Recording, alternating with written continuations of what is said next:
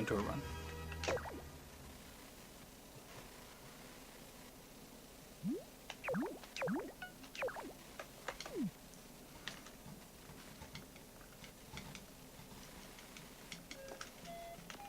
So it's been a while since I've actually run this game. I don't quite remember the last time I ran Magical Melody.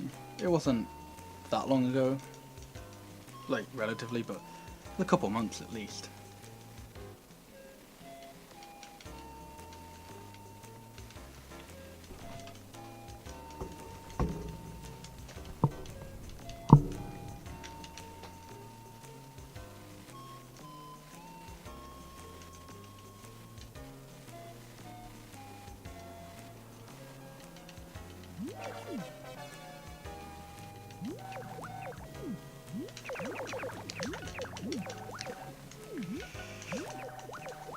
I did think something like that was going to happen. Hey Neko Harpoon, how's it going? Yeah, I knew I was going to mess up one of the naming things because I've been running a lot of Wonderful Life lately, and like the way you like get off the naming screen is different in each game, so I kind of forget sometimes.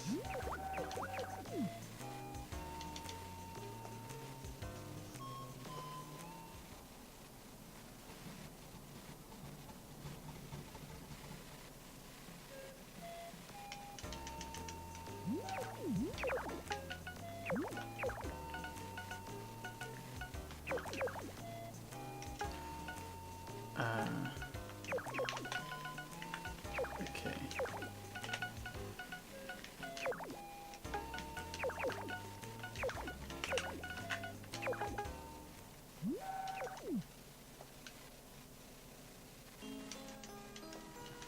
That's good to hear. And congrats on moving to a new place. Congrats. I don't know if that's the right thing to say, but well done. And nice. I'm doing well, thanks. Yeah. Funny enough, I'm like moving out in about a week and a half or so.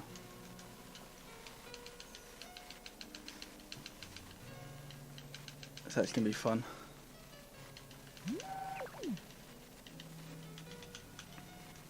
Bit rough on the furniture there, but I'll cope with a meh intro.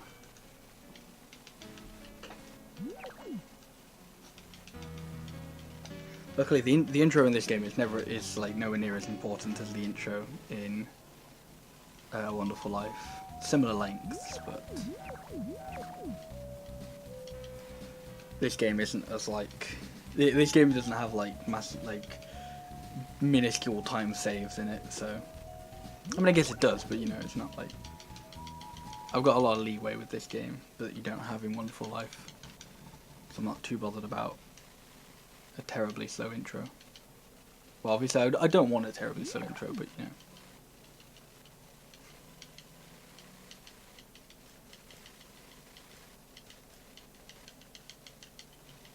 So since the last time I ran this, a few months ago, hey Hydraulics, how's it going? I have actually discovered or like changed a few things in the route that are some minor time saves. Or hopefully some minor time saves. I haven't timed them because I'm lazy, and a lot of the time my time saves is kind of just me going, yeah, that's probably a time save.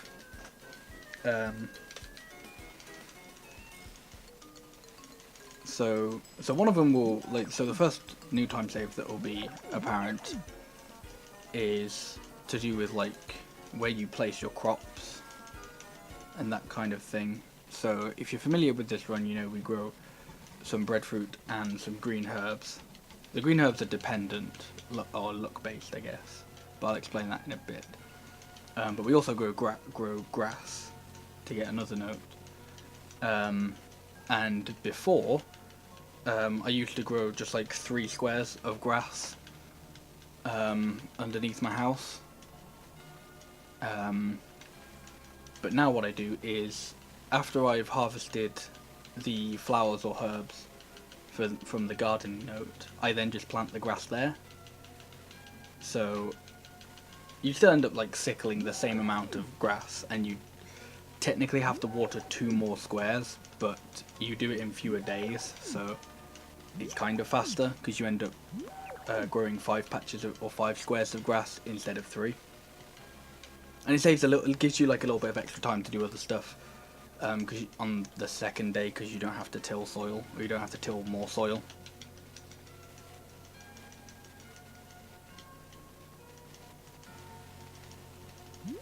And one of the other time saves that is really, really unnoticeable, but it's something we do kind of early on. So it'll be within like the first few splits. It'll be during the Flower Festival split, but then we won't notice it all the way until fall. So there's a note in the game that you get for buying, or for having over 50 recipes, I believe. And basically you get these recipes by buying different kitchen utensils. Basically since like the beginning of the run, like the beginning, like since I started running this game.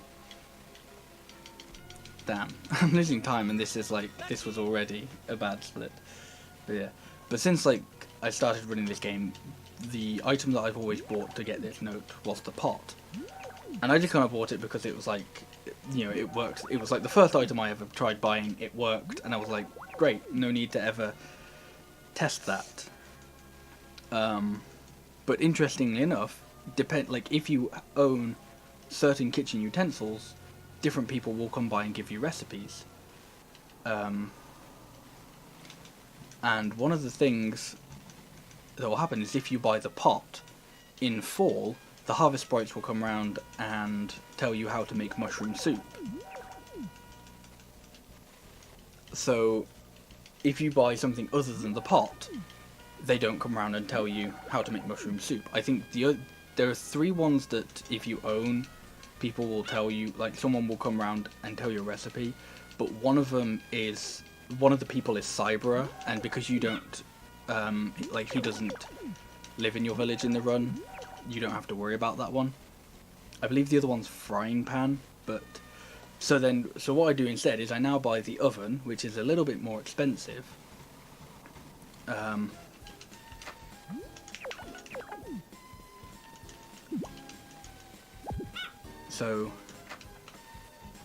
So the pot is 500G and the oven is 700G.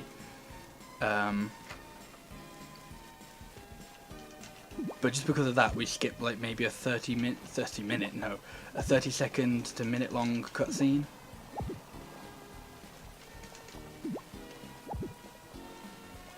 And the slight downside is money is actually really important in Glitchless. It's important in any percent as well, but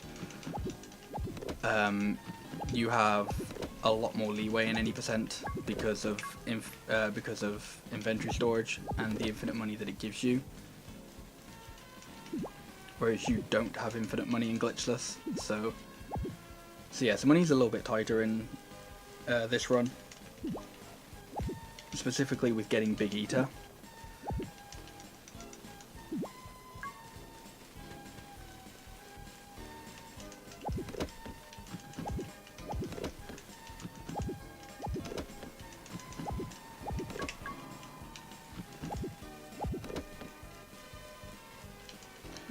So what I'm doing on this first day is currently I'm getting I think it's called garbage can, but it's a note you get for putting 20 things in the bin, which I'm currently using weeds because I also want to pick up 100 weeds just in general. Hey HK Nuts, how's the daily timer in this? Fast like 64.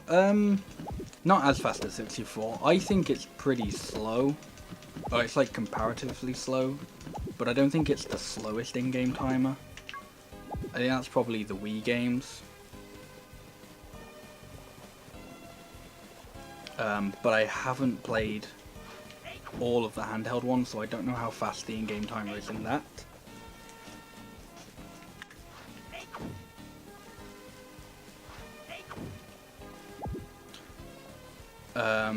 But I guess for, not necessarily comparison's sake, but for reference, I guess, there are notes in this game where you have to stay outside for 10 hours. Those notes take about 6.5 minutes. So about 10 hours in this game is like 6.5 minutes ish. But that's like straight outside. Obviously time doesn't pass if you go inside, so it's a bit different.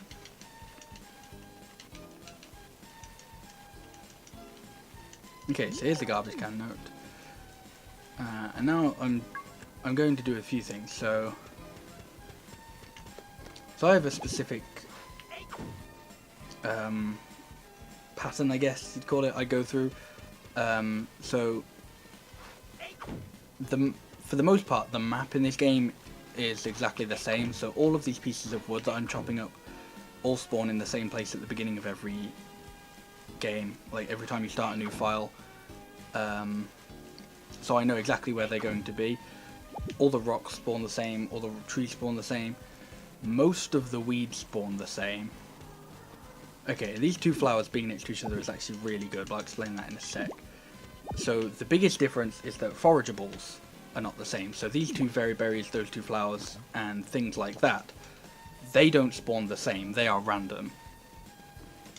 But for the most part they have like similar-ish places.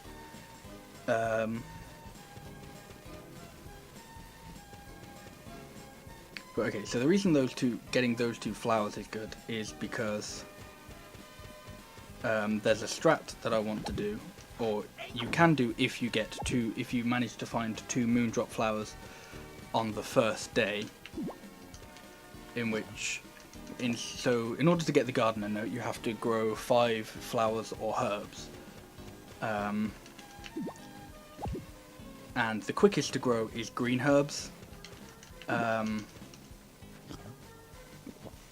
But in order to do that, you have to find 2 moondrop flowers in the first day. So if you don't find 2 moondrop flowers, if you only find 1, what I'd do is I'd find a green herb, and then just keep that on me until I find a second moondrop flower. And if I don't, then that's just unfortunately bad, and I have to spend an extra day watering the flowers. It doesn't save a massive amount of time, but it does save time.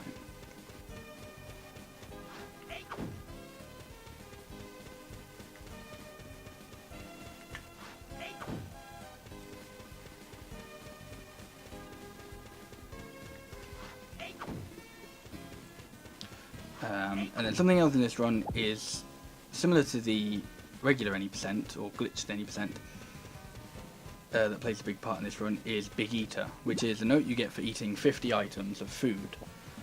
And whereas in glitched any percent you can influence that by, or not influence it, but you can like easily add to it by going into inventory storage and duplicating edible items. You obviously can't do that in Glitchless, because it's glitchless. So instead what I have to do is I just have to naturally find a lot of food items and buy a lot of eggs as well. So I do get some leftover money to buy a lot of eggs, but I also need to get very lucky with just food in general, which I actually am being really lucky with. So usually I'd be a little bit closer to the rock climbing minigame by this point in the day, but I'm not, just because of how much food I've seen and eaten. I've left some of the honey because honey is because you can eat honey, or honey is in all seasons except winter, so the honey will stay there in summer, and in fall the herbs won't. And in Glitchless you do a weather day in each season. So now I just need to wait for 4:10 and then partake in the rock climbing minigame, which is not technically the first massive part of luck in Glitchless, because as I said, there's a bit of luck with whether or not you get 2 moondrop flowers, but so far this day's actually gone really well. So I wasn't able to do that much whistling then, but that's a lot easier to catch up with later than eating is. So I'd much rather eat a lot more food than do a lot more whistling on Spring 2. So this is the rock climbing minigame. It's a bit of a pain in the arse. So ideally, I want to not have to move myself manually as much as possible. So what I mean by that is, so I'm tapping the A button to go to climb up the mountain. And like now, I can't climb up whilst moving from side to side unless there's an updraft which pushes me up. Okay. And wind also lags out the game, so wind is very slow in general. No, I just have to go this way.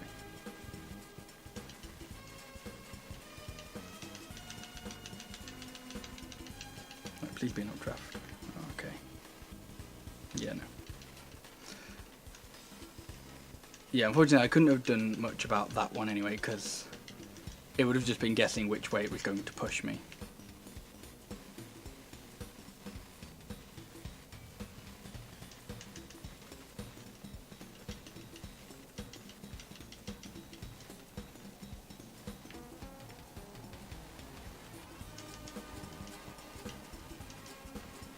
Okay, and I get an updraft right at the end.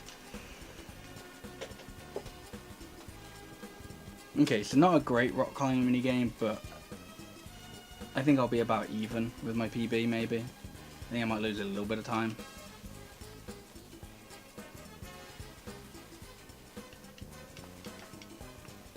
But even if I lose time here, I know it was actually a pretty good day anyway, just because of how much food I ate.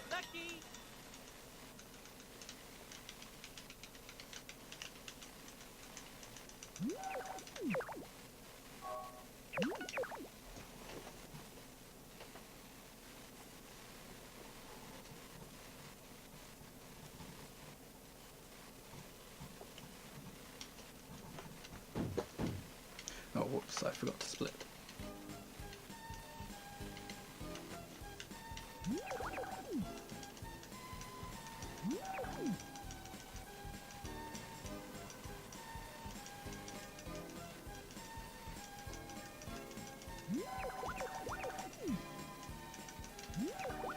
Okay, so Bob's going to explain how shipping works to us, but we're not actually going to ship anything for a while. Even though I did just get a purple herb and a moondrop flower, which I do want to ship eventually, I don't want to ship it on this day, otherwise I won't get the poor note tomorrow, or I won't be able to get the poor note tomorrow.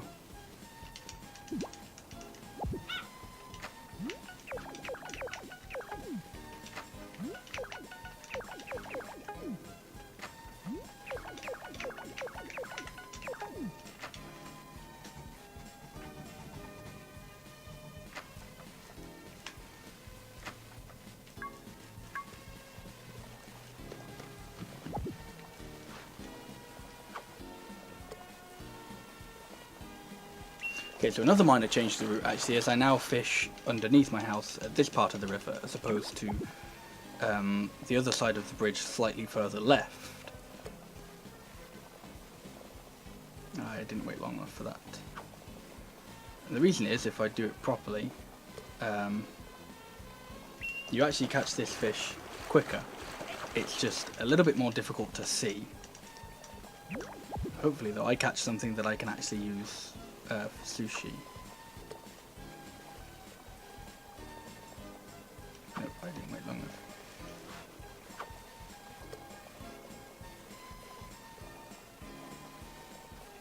Okay, this isn't good because I'm messing this up. But as I said, the problem with this is you can't really see the fish at all that well. And it doesn't help when that happens.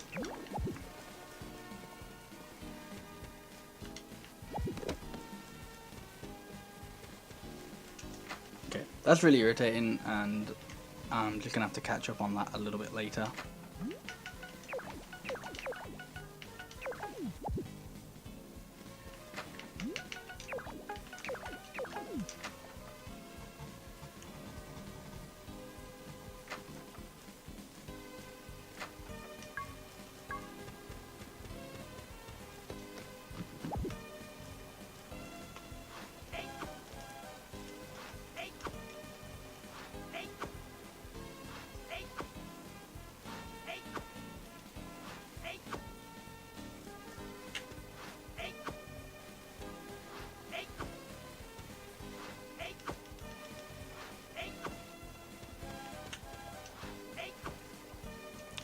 Okay, so these are a specific crop pattern that I'm doing to grow breadfruit and green herbs. So I want to grow breadfruit for two reasons. One, it's a very good money maker, and two is because you can use it to befriend Ellen, who coincidentally lives just across the road. So that is obviously very fast. In Glitched 20% you also befriend Bob and Blue, but in this game, or in Glitchless, it's a lot slower to get 10 silver and 10 milk, so you don't really want to do that.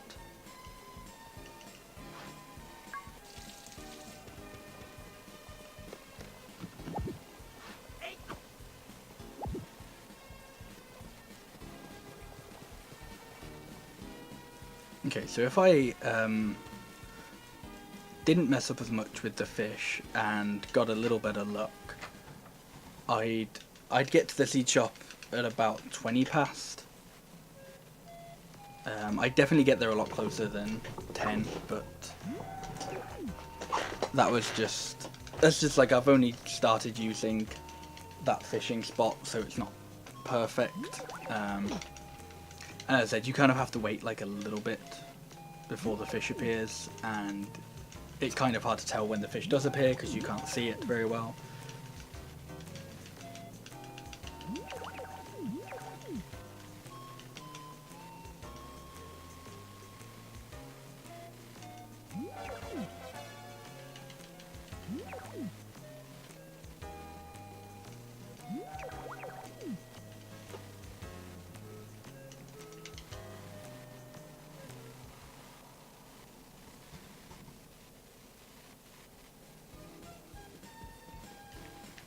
Oops, okay.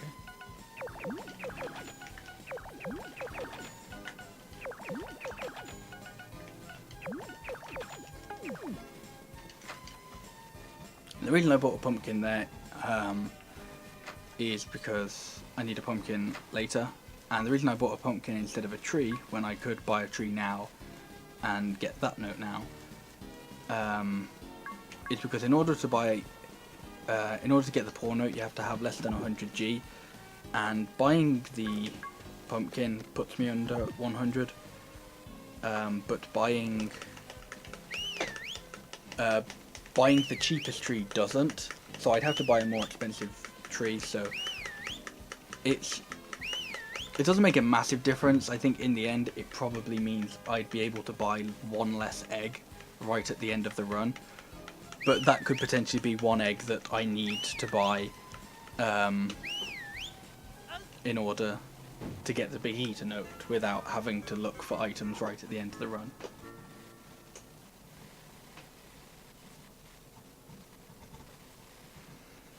Okay, so I did pass out there on purpose. This is to get the limitation note. A very important thing is I don't run out my house before it gives me the note, otherwise I have to do it again. Which would cost me time, because obviously I'd have to pass out again, but I'd also have to watch this cutscene again. It would be a little bit shorter, because the first time you watch this cutscene... Oh, I think if you watch this cutscene and you haven't been to the doctor's before, then Alex introduces himself to you, but if you have, a shorter version of this cutscene plays, and he just says, be careful, don't pass out. That's not good, despite the fact you get a note for it. Okay, good.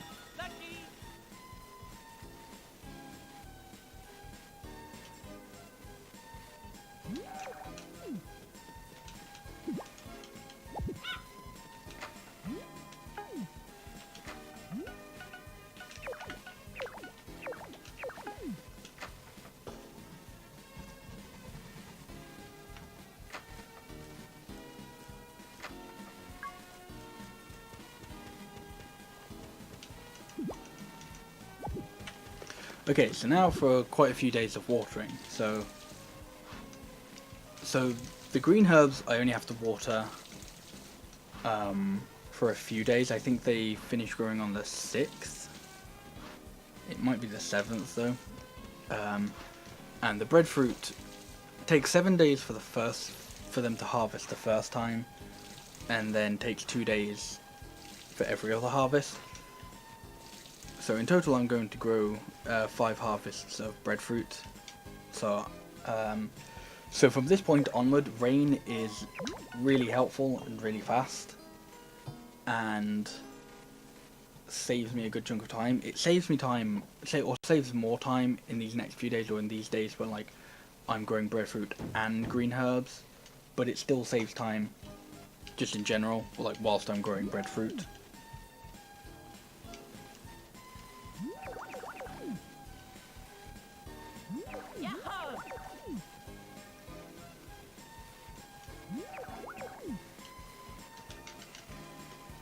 So if I actually get a lot of rain after the 17th, which was when I've stopped growing breadfruit, I might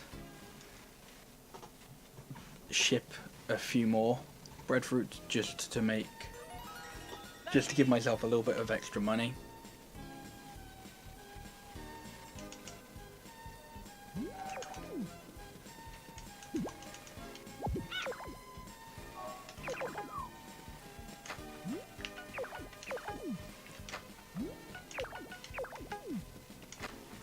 So here's the pour note, which means I can now ship my flower and my herb without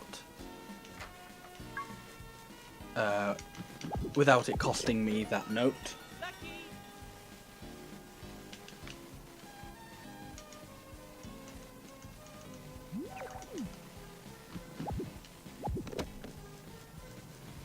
Hey Go-Go, how's it going? I'm doing well, thanks.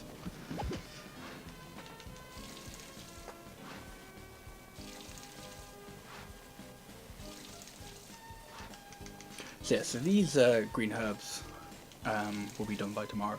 And actually, another reason why it's better to grow green herbs as opposed to the moondrop flowers. So I mentioned earlier that they take 1 less day to grow, which is good, but you can also eat green herbs, so which you can't do for moondrop flowers. So I can grow 5 green herbs, ship 1 of them for the notes that I'm going to get later, and then eat the other 4.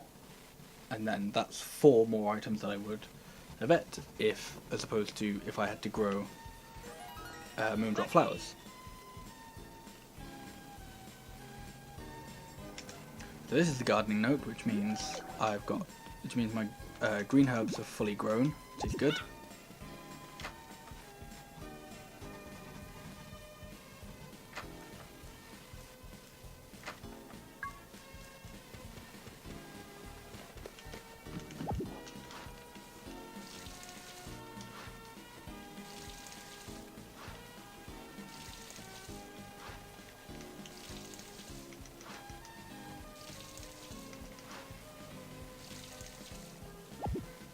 So something I want to be careful about, and hopefully saying this doesn't jinx it. But ideally, I don't want 1 breadfruit to be, I don't know what the best way to describe it would be, but to be like off pattern. So if you miss a day shipping breadfruit, or not shipping breadfruit, but if you miss a day like watering 1 of the squares of breadfruit, then it can be particularly annoying, because then it will grow because breadfruit harvests every other day, it kind of or every 2 days rather, it then goes like an on and off pattern, where you have 5 growing on 1 day, and then just 1 other breadfruit on the other, and it's quite annoying. Okay, so now I'm planting my grass, so that will be done in a few days. Hey Desert, thanks for the bits, and thanks for good luck. Yeah, Glitchless. A few extra time saves as well. Funny enough, I think actually most of the time saves, or like most of the recent time saves I've found in Glitchless, would actually apply to any percent as well.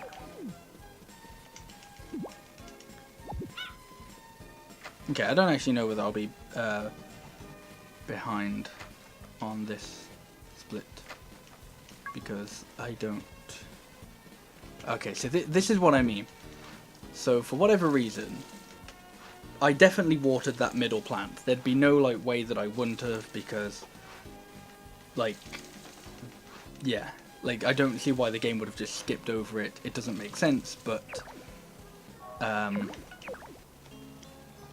so unfortunately now, so all the other breadfruit are going to be able, I'm going to be able to harvest them on the 9th, except for that one. That one I now have to harvest on the 10th. And then the other 5 will be harvestable again on the 11th, and then that one will be the 12th, and it will be on and off, and it's very irritating.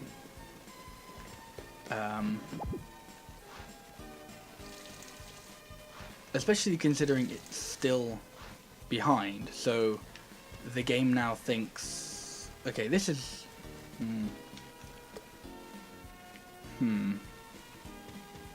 If it's 2 days behind, that's just very weird. And I'm not entirely sure why it's doing that, but okay.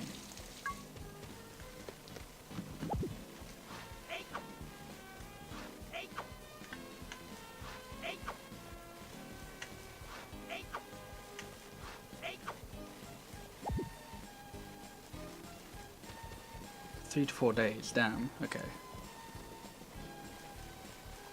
I don't think I've ever seen it that bad. I've seen it like get 1 day behind, and sometimes it's like I kind of think, oh, okay, that must just be because I missed it or something, and sometimes it is actually the game just being a little bit funky, but I've never seen it like, to be honest, I don't think I've ever actually seen it like be 2 days behind when I've watered it. Yeah, I imagine that's what will happen with this one, is that it will be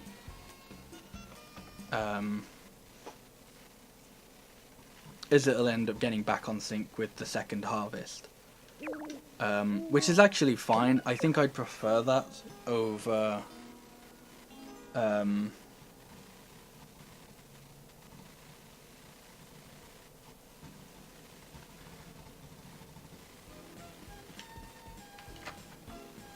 oh, that didn't pet my dog. Oh well.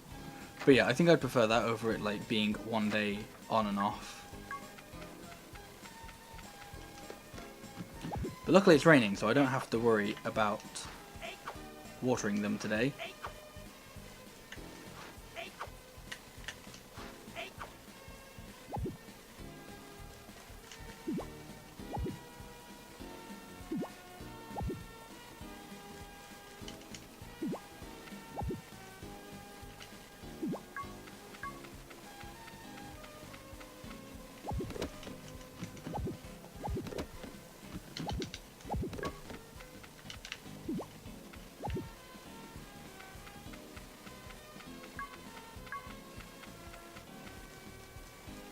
So what I want to do is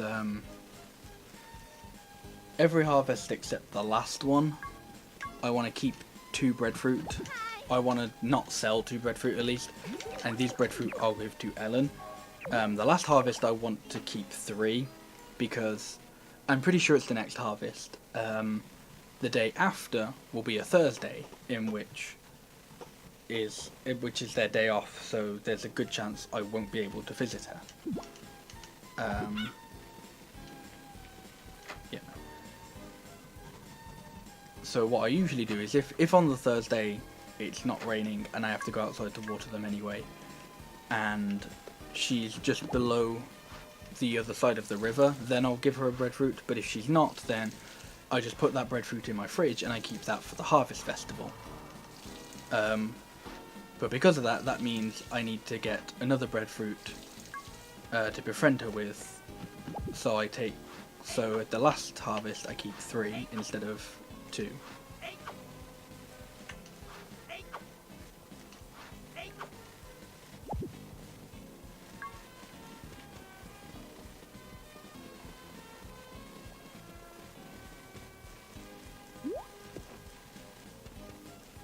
So the Flower Festival split I've only actually just added.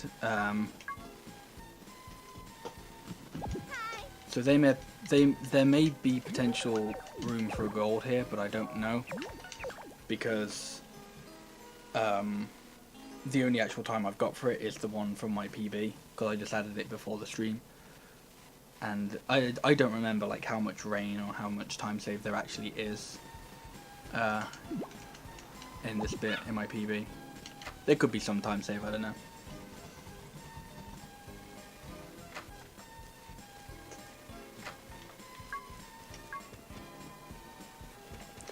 Okay, so it's synced up with the other harvest, which is good.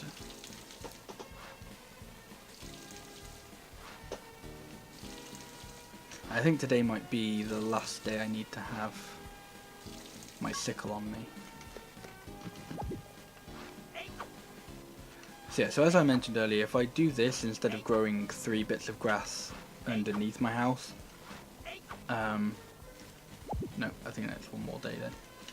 You still end up growing the exact same amount of grass, or you still end up harvesting the same amount of grass because you have to do 20 to get the note, but you end up doing it in fewer days. So, I don't know, it feels like it saves time, I guess.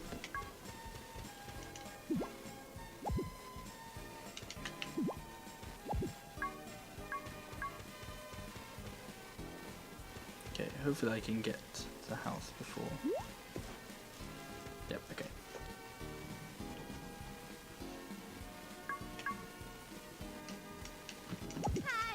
So I want to get to Ellen before 8 o'clock, because when it goes 8 o'clock, her position is, she'll be outside, but you need to like reload outside for her to be there. She won't just like come outside. Another rain, okay, that's good. That means I actually don't need to check outside.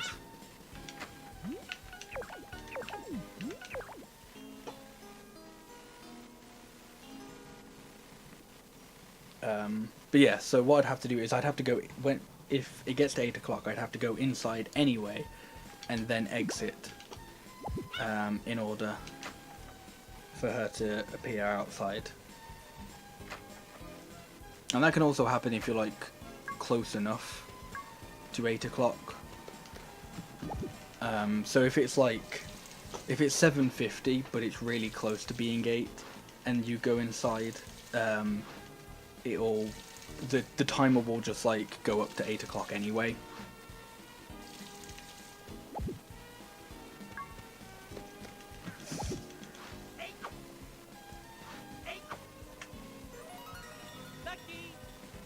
Okay.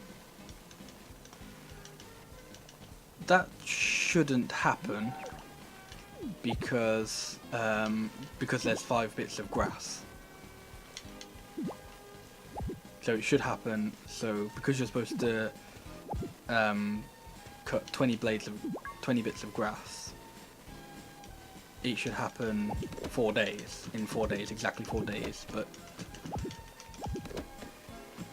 that probably just means I missed the top 2 on one of the days, which, yeah, just a bit bizarre.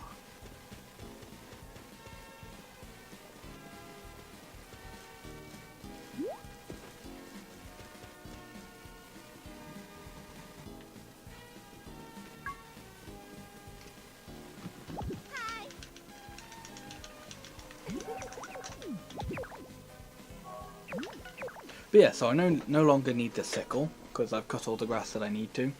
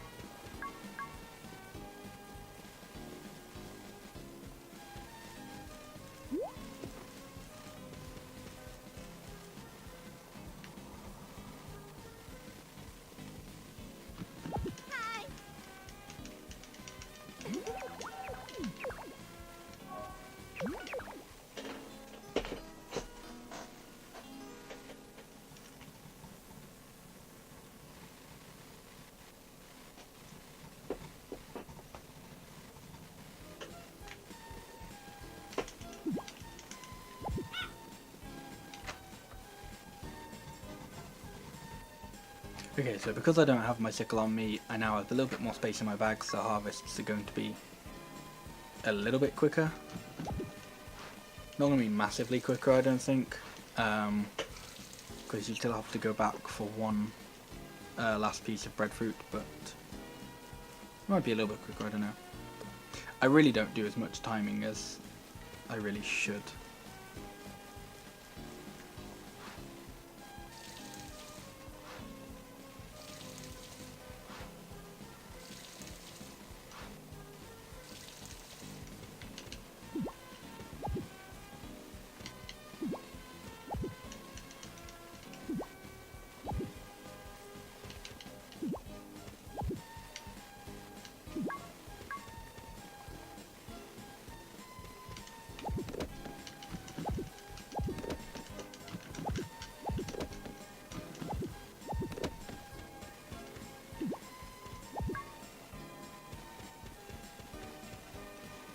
Okay, so there's only one harvest left, or one intended harvest left, so tomorrow should be the last time, or will be the last time, that I water the breadfruit. As I said earlier, if it rains, or if it rains twice since the last harvest, I'll probably ship a few more breadfruit just to be a little bit safer with money.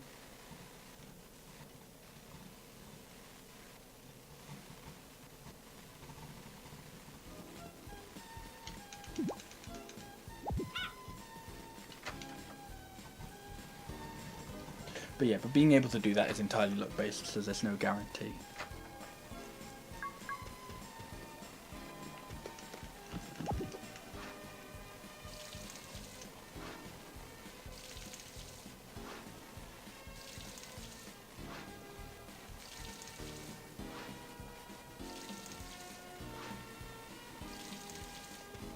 So actually, I have just thought I am now going to be. I'm going to be 300 behind just because I missed that first. I almost went in the wrong place then. Because I missed that first breadfruit, or that first, or what like a breadfruit missed on that first harvest. So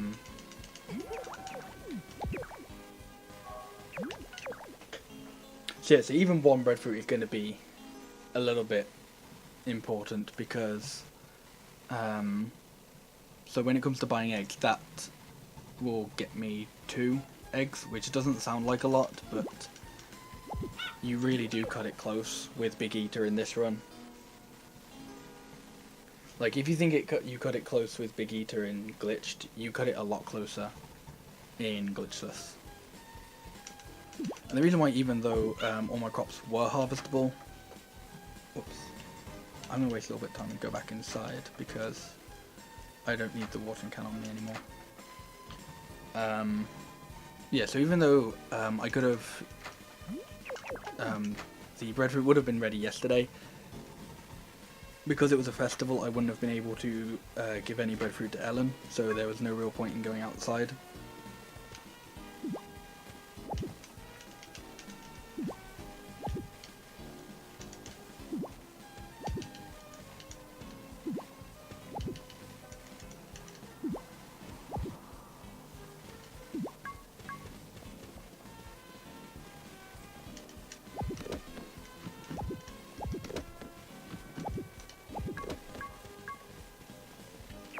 Check. Okay.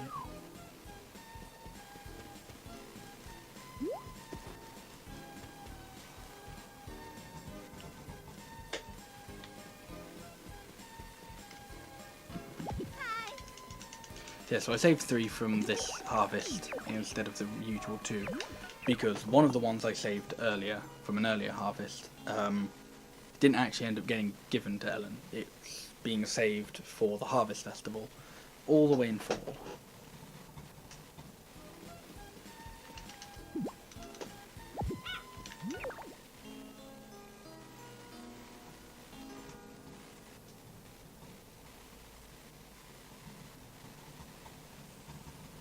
Okay, that's one day of rain.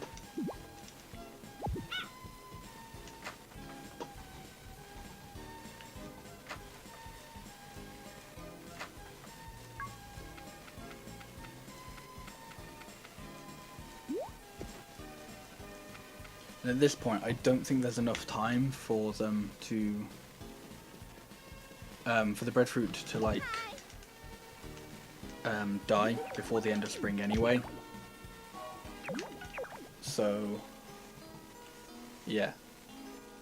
So as long as I'm pretty sure as long as it rains just one more time in spring, then I should be able to do another harvest of breadfruit.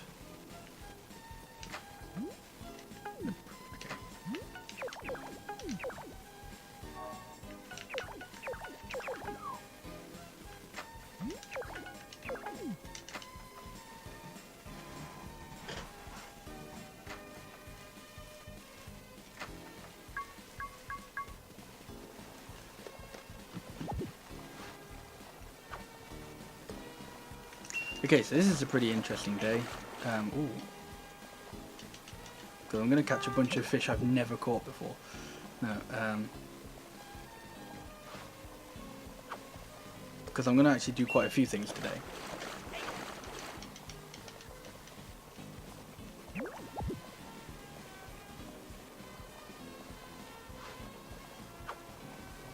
Hey Groat, thanks for good luck. How are you doing today?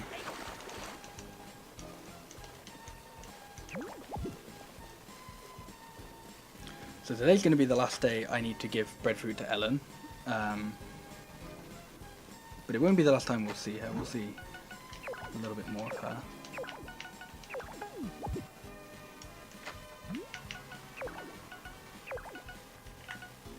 Rainbow trout, I can use that. Okay, I'll do that now because I was supposed to do this on Spring 3, but I didn't actually catch any fish that I was able to do it with, so I'm going to catch it now. So the reason I'm catching so many fish is because, one, to get this note, and two, to feed and befriend the dolphin, which will take me to the island. Oh, cool. Right. It's all a bit out of order here, but whatever. I should have actually took note of how many fish I had. I think I had 4. Might have been 5.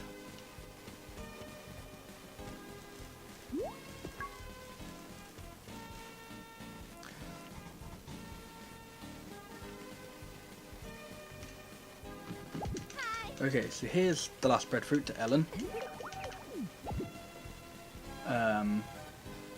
And the moondrop flower is going to be used, is going to be put in the festival bin. And the animals are going to get in my way.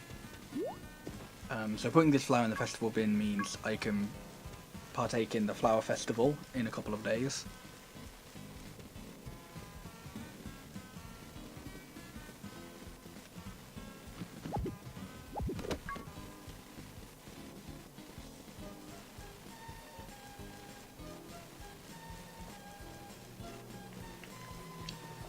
And I'm actually going to go a little bit risky and no, yeah, I'd have, hang on, no, I need to catch 3 because I caught 2 at the beginning, I caught 3 just, but then I used 1, oops, but then I used 1 for cooking, and you need 8 altogether. Chulo fish. I'm seeing so many fish that I've actually never caught in this game before. It's really interesting.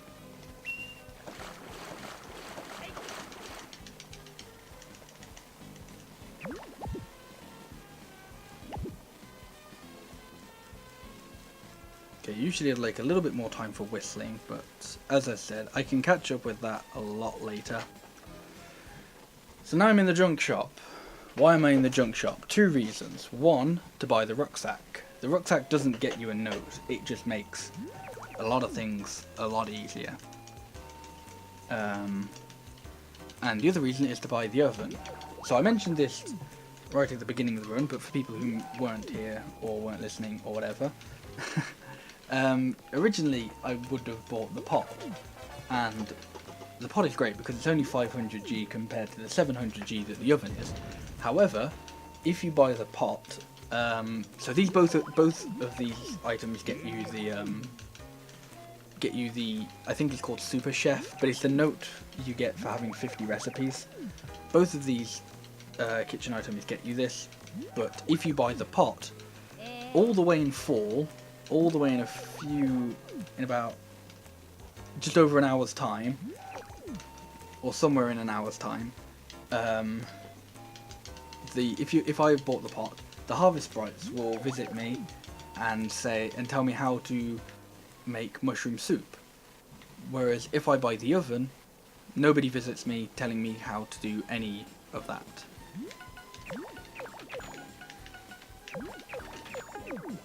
So it costs an extra 200G, but it saves probably just less than a minute, I reckon.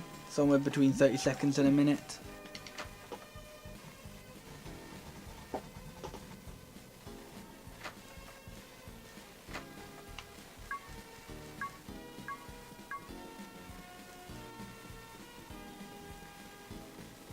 And now we're going to head to the library to do some speed reading.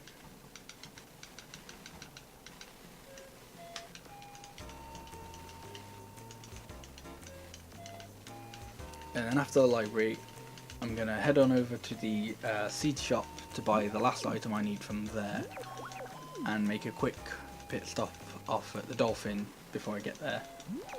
And then that'll be this day done.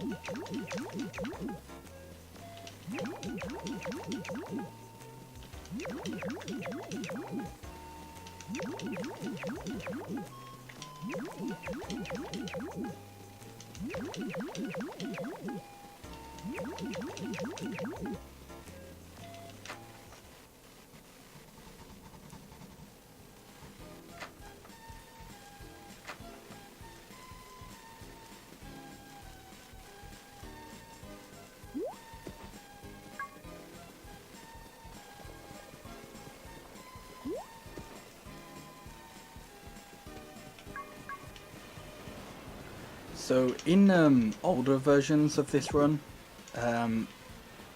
you'd actually try and you'd only make like one stop to the seed shop. You'd only go there once. But in order to do this, you'd get a little less time to do other things on Spring 2, because I think what you'd end up doing is you'd have to ship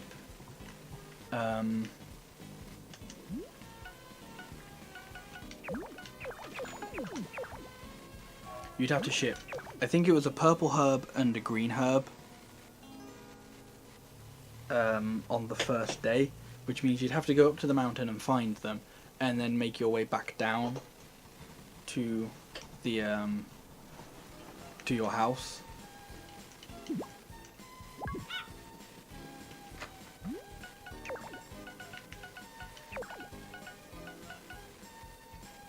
Yeah, okay. Good, so I do have enough fish for the dolphin.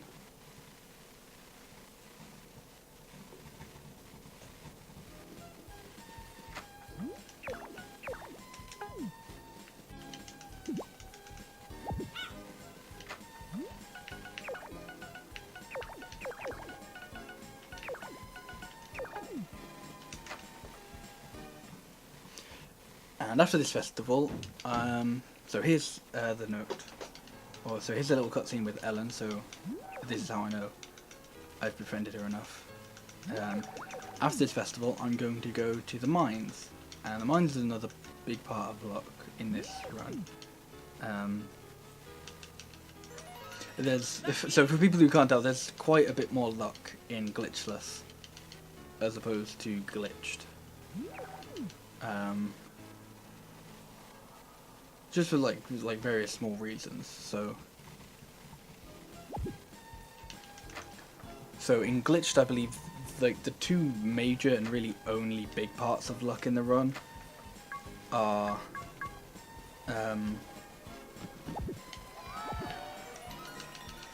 the rock climbing minigame and the mine. And those are both still present in Glitchless, but then you also have Big Eater is a lot more luck based in Glitchless. You have the swimming festival. You have the the blue mist flower in fall, which is luck based. Off the top of my head, I think that's it, but I could be forgetting a bit. I guess you could say there's weather, but eh. Okay, so I'm probably losing time on this split as well. So let's hope I have time saved in various places.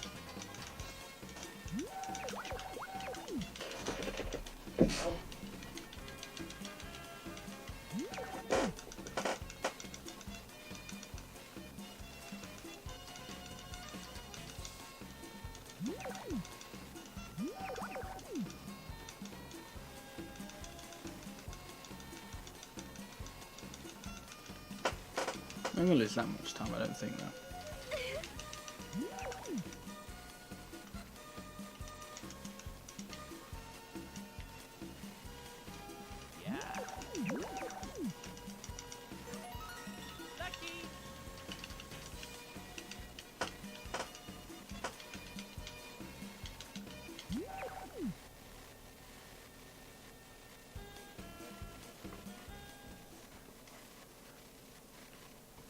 Okay, not brilliant, but I'm pretty sure in my PB I didn't have a great trip to the mine, so I could potentially save time here.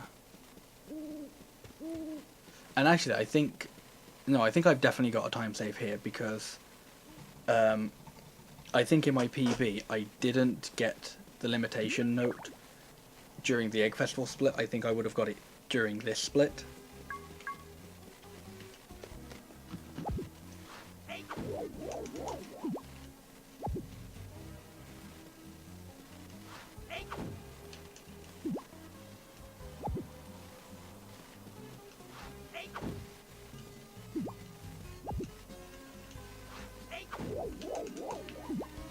Okay, this is actually going pretty well so far.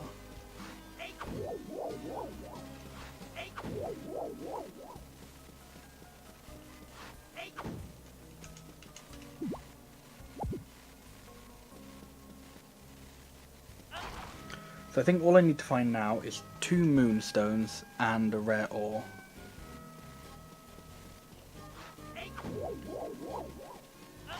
Oh, okay. I didn't mean to fall down that, I just wanted to get to a slightly better position on those crystals.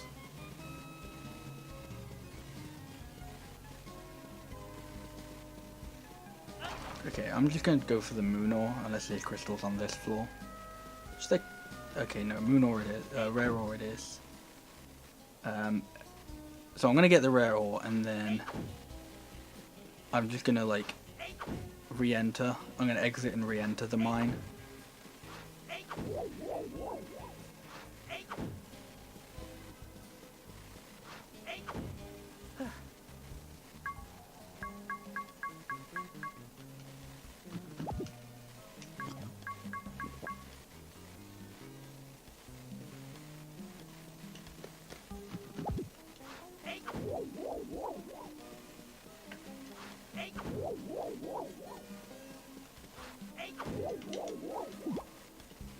Okay. So yeah, so all I've got left now is the 2 moonstones. So as I said, I'm just going to exit and re-enter because crystals are going to be a little bit more common on, I guess technically they're the higher floors because you're falling down, but you know what I mean.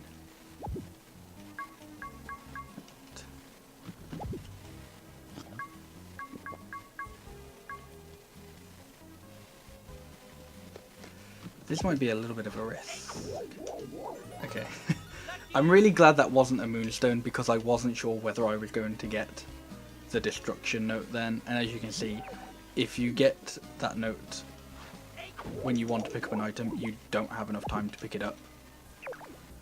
Right, I have everything, yes. Yes, I do. Yeah, okay. Good, so that was a really good trip to the mine. As I said, I don't think my PB went that well. And that's actually another day of rain.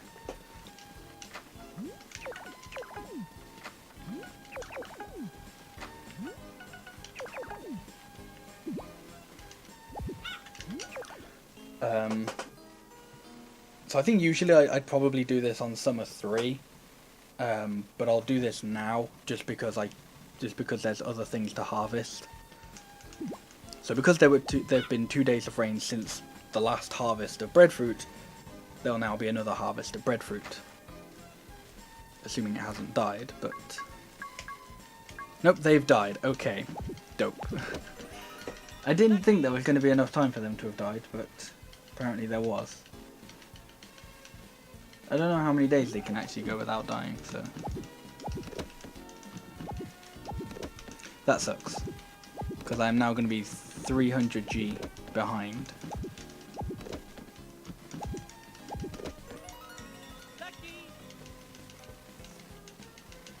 I wonder if the one that like grew a little bit later, for whatever reason, is just not dead. No, they're all dead. Okay. That's a shame, but as I said, that was kind of luck based, so I guess that's nothing too big to worry about. But yeah, that's pretty much it for spring now. Yeah, there's literally nothing else to do in spring except sleep until the end of it. So this is going to be a massive gold split.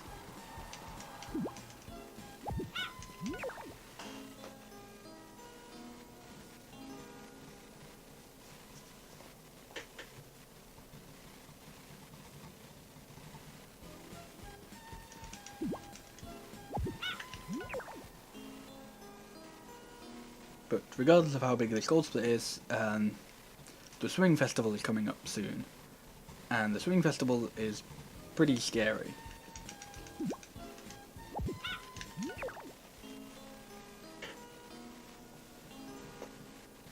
So I think I've maybe only had like 1 or 2 runs die to something like the rock climbing minigame.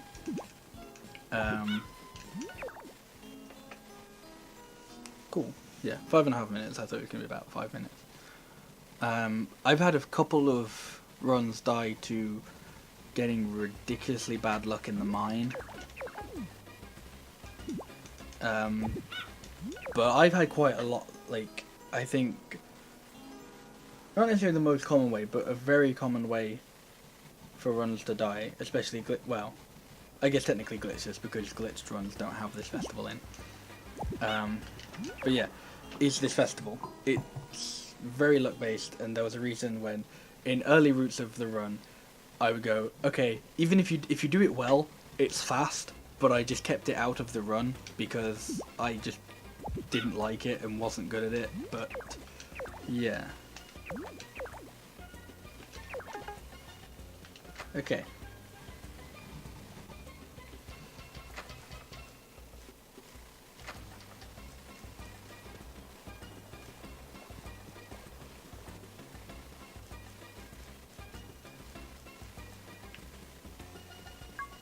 So I'll explain the swimming festival before I actually go to it, but what it is basically it's a little mini game in which you have to touch 4 different coloured buoys around a little arena that you swim in, and you have to do it. So you have to touch all the different coloured buoys first before any of your opponents, except they're all randomly placed, and during the game there's random whirlpools and currents that can either be very helpful or very bad and can slow you down a lot.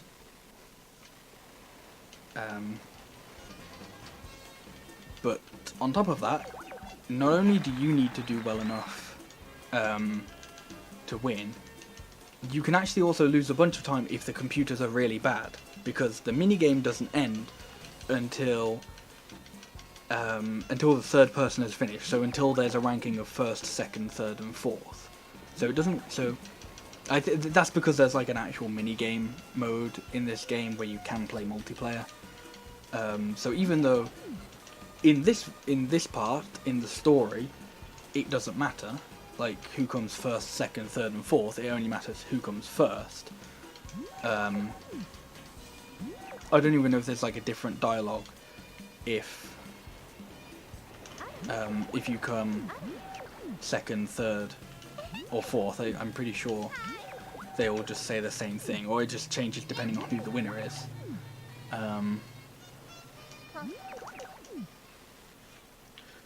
But yeah, so because it has to, you have to wait for the third computer or the third person to finish. If all the other computers take really long, then it's just really bad. So this looks pretty decent because I can already see two boys, and the green one is usually on the left, so I'm assuming that's going to be quite close to me. Yeah, okay, no, that's a really good pattern for me. Like, I actually started on it. The only thing that could like mess me up now is really bad things like that.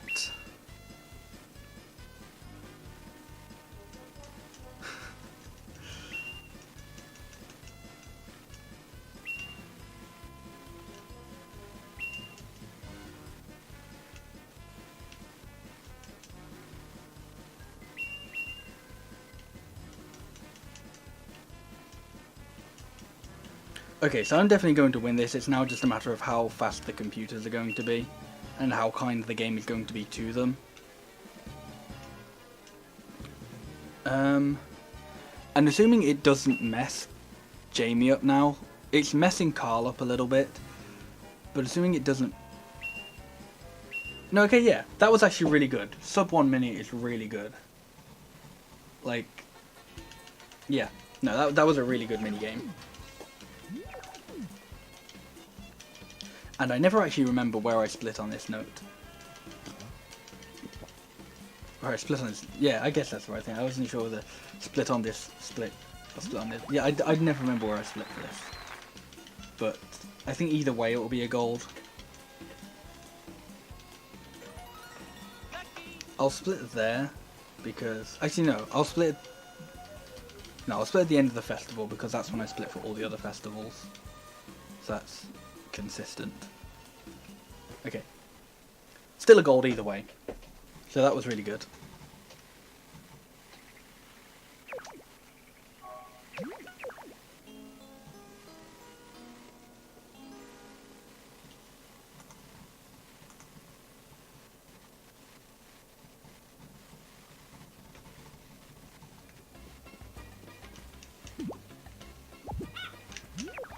Okay, so there isn't really much else to summer now. There's just the few festivals and the weather day. I don't think it matters whether I do a cloudy or a rainy day.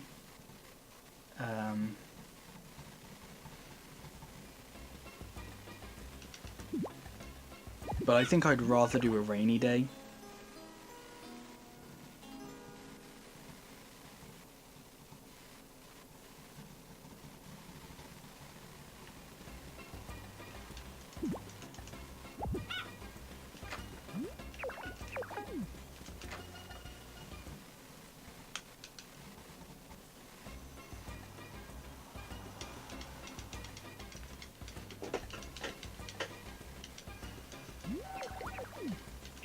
So something interesting is, or I think it's interesting at least, is a couple of years ago now probably, there was a version of this route that I was planning out in which you didn't make any friends at all.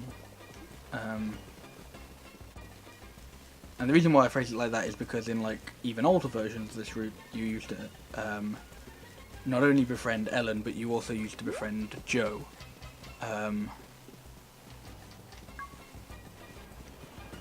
So there was like a version of this route where you weren't going to befriend anybody, and yeah, but then I soon found out, I think I actually found out during a run, that in order to do certain festivals, you have to be friends with somebody. I don't know whether you need to have them like on enough hearts or points or whatever to get the note from them, or whether you just need to have like, you know, given them one gift or something. But yeah, but festivals like this, where it's classed as like a romantic festival, you don't actually do, because you're not friends with anyone, so they don't invite you to them.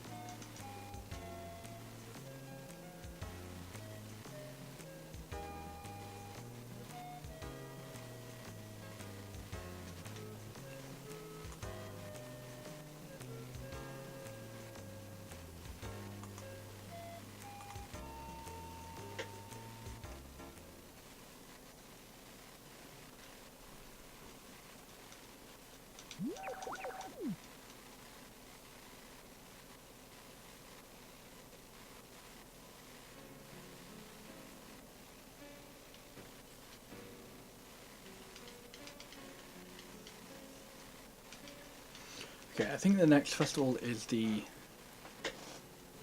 Oh, I'm trying to remember what it's exactly called. I think it's called the Firefly Flower Festival. And in order to do it, I need to put a moonstone or a moon gem or whatever it's called in the festival bin, which is why I got 2 of them earlier and not just 1. So I got 1 in order to ship, which you get a note for, and I got the other one in order to do this festival in a few days.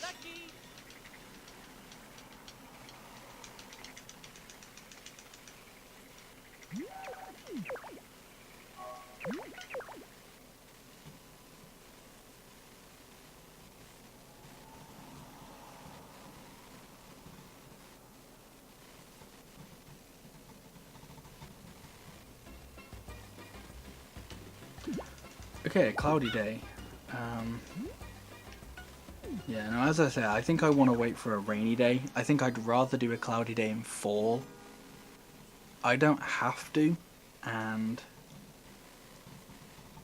I could end up playing it a bit risky by doing stuff like this, but yeah.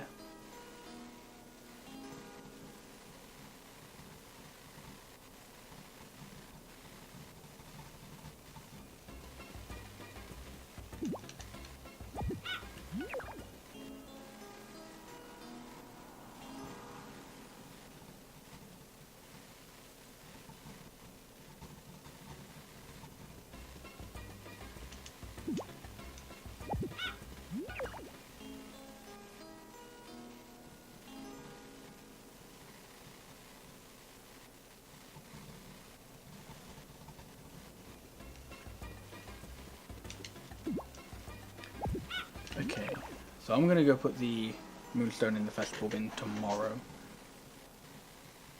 Or today now, I guess.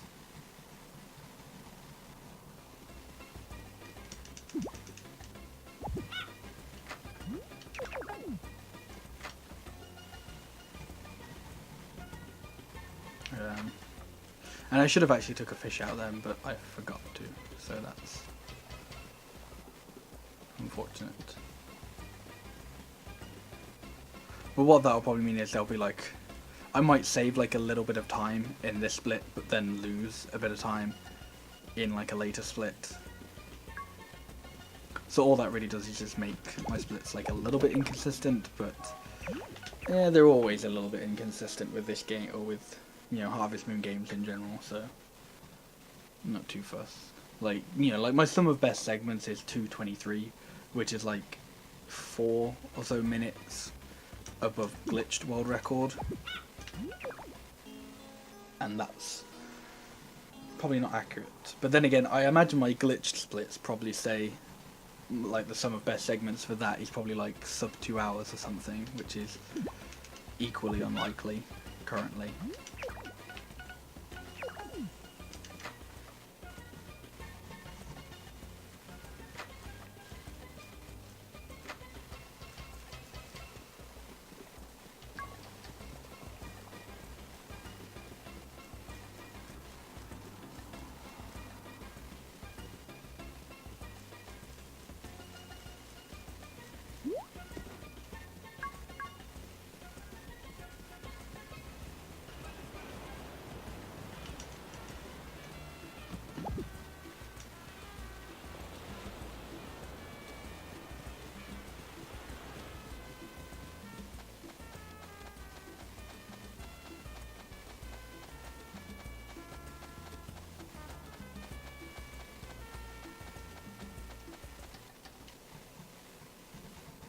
Okay, I think after the 20th, I'm just going to take whatever weather day I can get.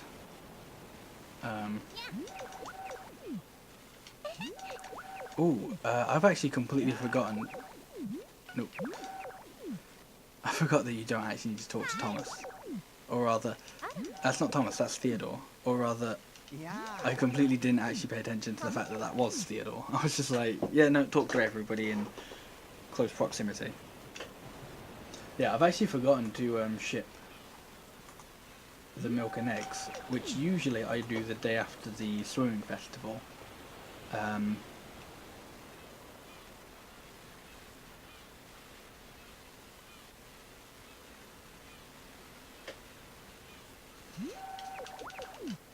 But it doesn't actually matter when I do it because I only need to do it on not a Thursday.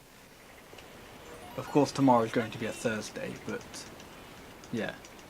The reason why not a Thursday is because in Glitchless you can't just buy a single milk or a single egg and then duplicate them through inventory storage. You actually have to buy all 10 of them. All 10 milk, all 10 eggs.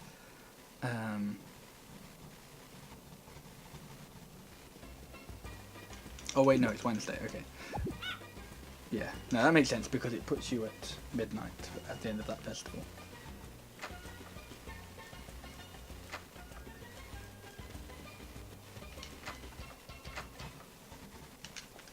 I mean, I guess alternatively you could get a cow and a chicken and, you know, get the milk and eggs properly, but that's slow. And not at all worth doing.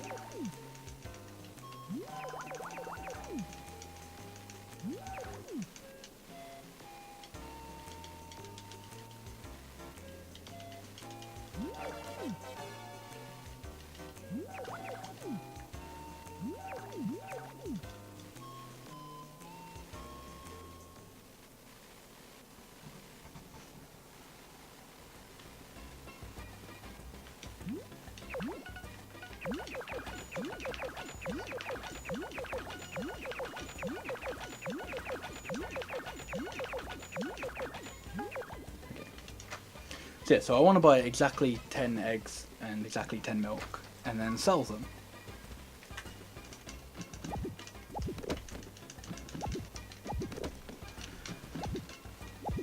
So obviously you don't make a profit from this, you don't even break even. Doing this does actually put you at a loss, but it's faster, so who cares? And this is also another reason why, another way of why getting the rucksack upgrade, even though it costs you, I think, 1000 G, is worth it because with the rucksack upgrade you only have to take 2 trips back and forth. Whereas without it, you'd have to take 4.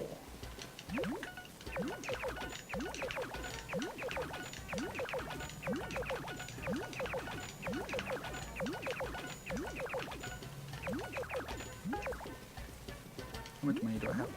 Okay, not at all. That's fine.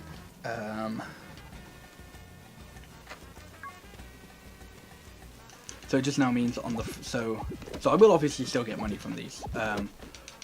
So that just means I'm going to have to visit them again on the Friday in order to buy the brush and the bell, which I need for 2 other notes.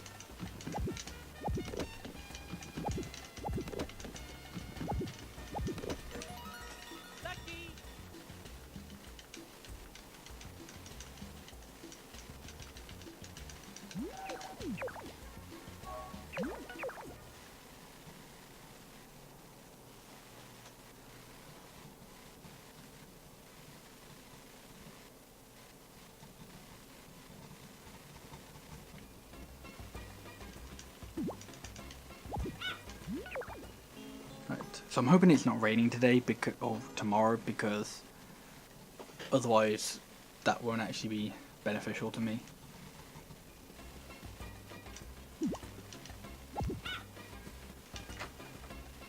But as I said, I think after the 20th I'm just gonna take like whatever weather day gets given to me, whether it's cloudy or rainy. If I don't actually get given either, then that's very bad and I'll be very disappointed, but there's not really much I'm able to do about that. Actually, nope. So I don't actually need to spend any money on anything else now, so what I'm going to do is I'm just going to buy as many eggs as I can. Specifically eggs, because they're the cheapest, I believe at least they're the cheapest edible item you can buy, at only 120G. I don't think there's any cheaper, but maybe I'm wrong on that, or maybe there's like some cheaper, but they're at like the cafes or something that just aren't at all worth unlocking. But yeah.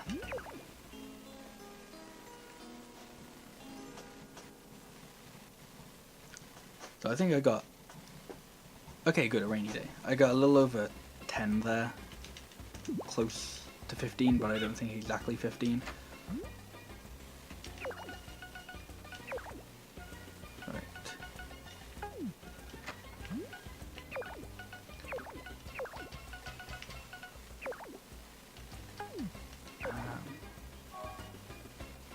Yeah, I think that's fine.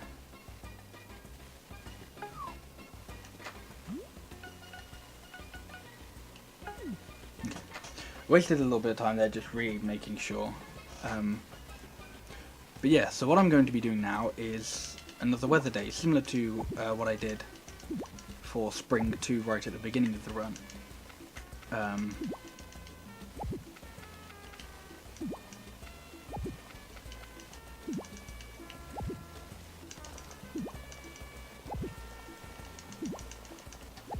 So the reason I wanted to do a rainy day as opposed to a cloudy day during summer is because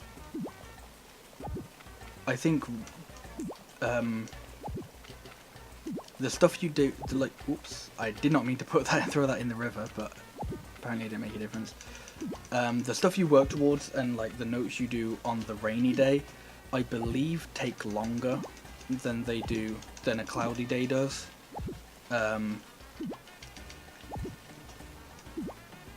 And even though you have to take like you end up taking like exactly the same amount of time to complete the weather day note. One of the things that you have to do in the different seasons is find what are they called? The herbs and flowers. And you don't need that much extra time to find the herbs and flowers in summer. They're not that difficult. Whereas in fall, there's a flower called the blue mist flower, which is like ridiculously rare. I'm pretty sure there's like only one grows during fall. So if it is the case that you get more extra time during cloudy days than you do rainy days, then I'd rather do a cloudy day in fall, so I have that extra time to look for the blue mist flower, as opposed to in summer to look for flowers that are easier to find.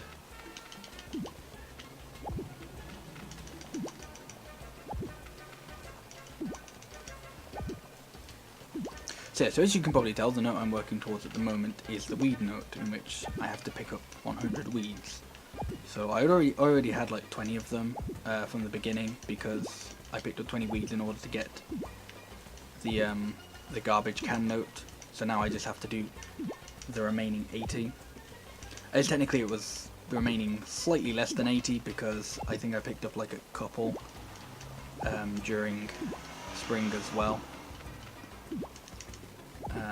And yeah, and I still want to be eating like various items like these blueberries that I'm going to find around the overworld in order to build up Big Eater.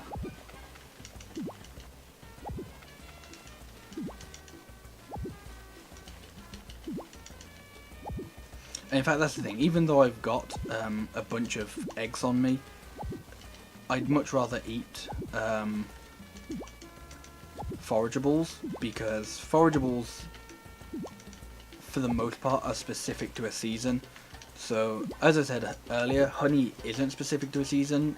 It'll disappear in winter, but it'll still be there throughout all the other seasons. But like quite a few things that you can eat grow during summer and during various other seasons. So, I'd much rather have them. Whereas the eggs that I buy, I can just I can just keep them and then just mash through them at the end of the run. Okay, so that's that note done. That's good. What I'm going to do now is I'm going to try and find the pink cat flower, which is the flower of this season.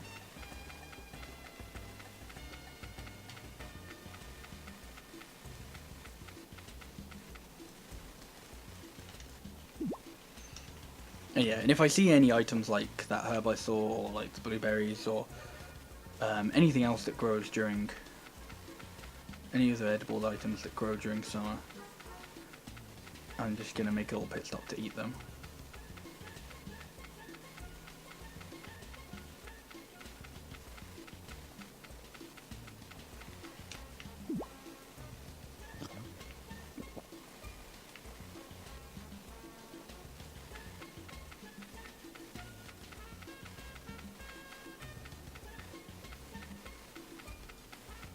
Okay, I'm really banking on there being a pink cat flower up here. If there isn't, then this is going to be quite the waste of time.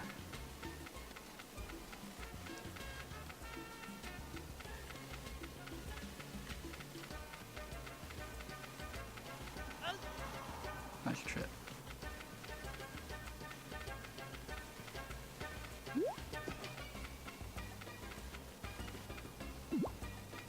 Which I'm actually quite worried about now.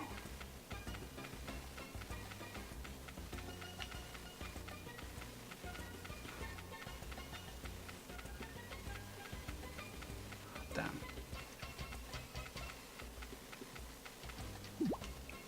Okay, unfortunately there wasn't.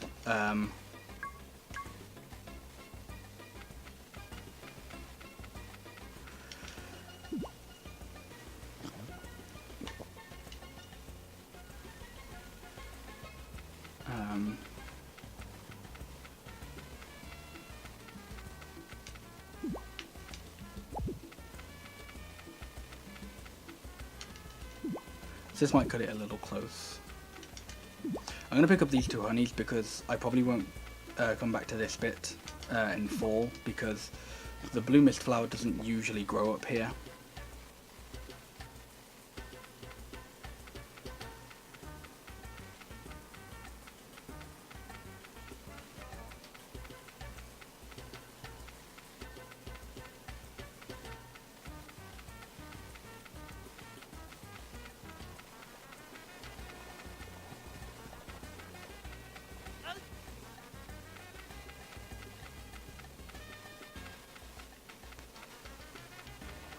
Okay.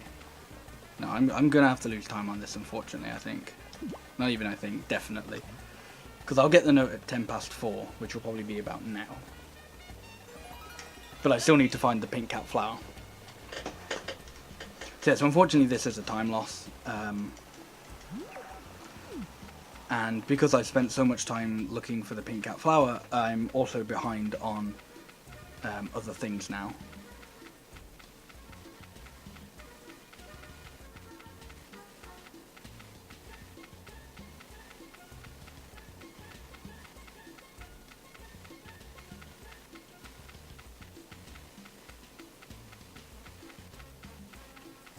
Okay, this is... That's a weed. Oh, shit.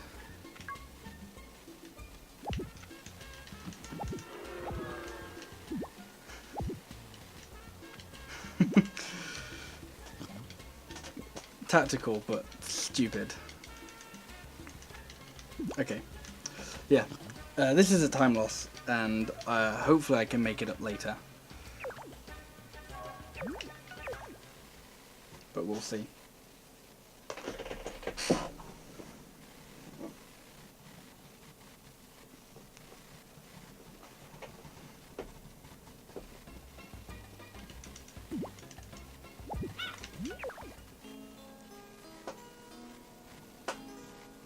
So usually during that day, aside from just doing the weed note, I'd also do the bell note so the note for ringing the bell 20 times. But because I spent the rest of the day looking for the pink cat flower, I had no time to do that. I'd also work a little bit more towards the what's it called?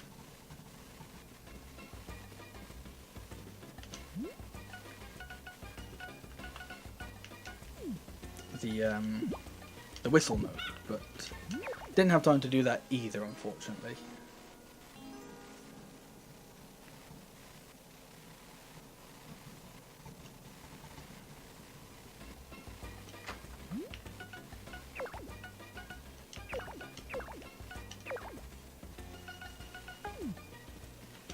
But now the whistle note I'm not actually too worried about, because I'm pretty sure I get a bunch of extra time to work towards that during winter.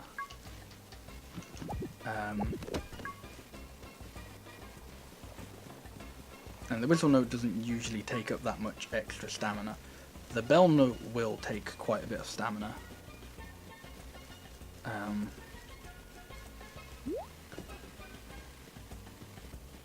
Because in fall, when I do the cloudy day, I'm going to get the brushing note first, and then I'm going to try and find the blue mist flower.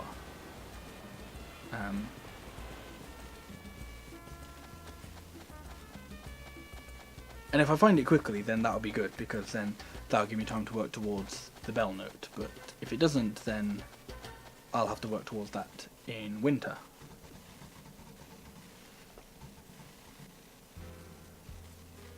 But I guess this is kind of what it's for, because winter you don't really have that much to do. You do the cultivation note, you do the whistling note if you haven't already got it by then, and you do the stationary note.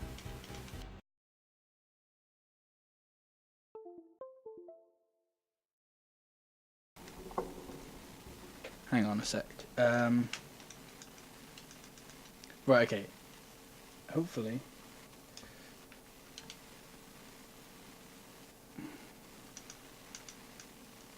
My stream hasn't gone down.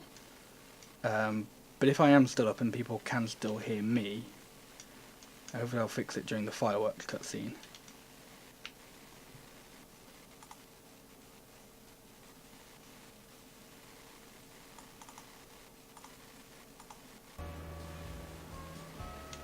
Okay.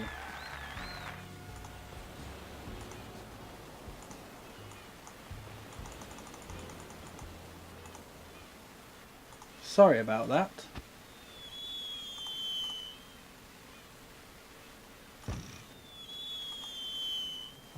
Yeah, sorry about that. For some reason, OBS decided to revert my video settings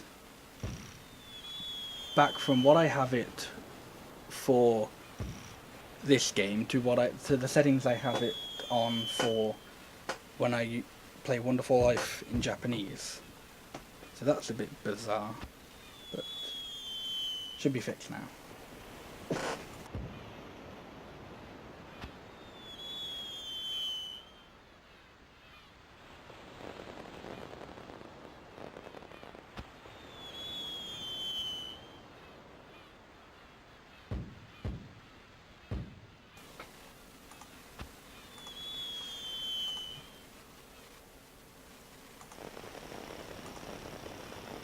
Like, I did actually think for a little bit that my stream had gone down during that, because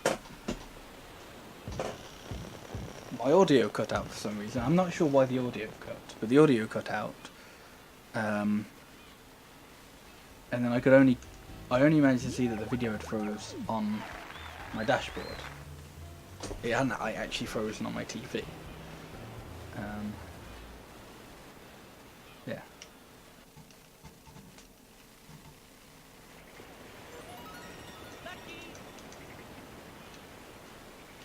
But yes, this is pretty much summer done. I say pretty much, she's still got to like sleep for the rest of it, but other than that, it's done. As I said, there'll be a little bit of a time loss here, because of the fact that I had to spend a little bit of extra time on the weather day looking for the pink cat flower. I'd say at most it would probably be about a minute. I don't think you should be more than that.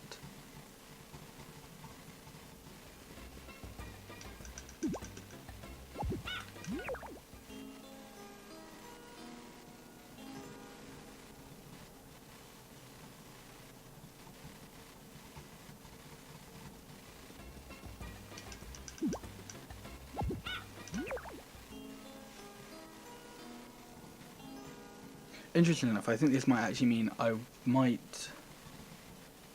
lose a bit of time or not save as much time in fall now, purely because I think I'll end up getting more notes in fall.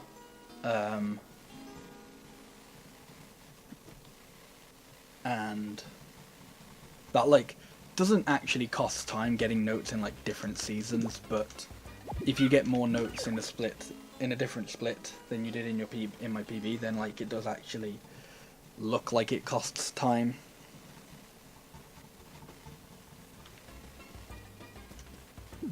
But yeah, this is summer done with. Still ahead by a good chunk, that's good.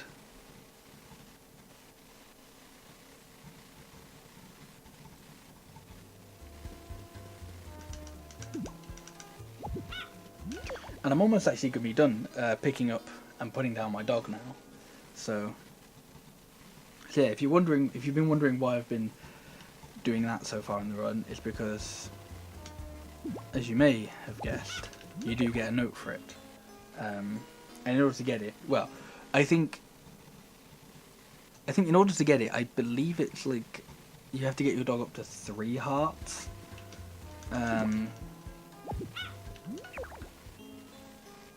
I might be wrong on that, but basically, like, the simple way of thinking of it is you have to pick up your dog 60 times.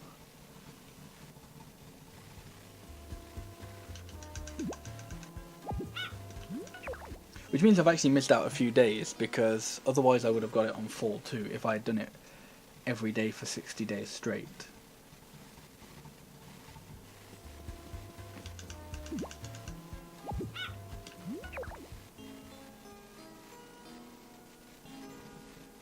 So again, I guess technically this doesn't like cost me time because I'm still going to do it like a flat 60. But this may have been like, oh, I didn't pick up my dog a couple of times in like certain splits, so it saved me a little bit of time.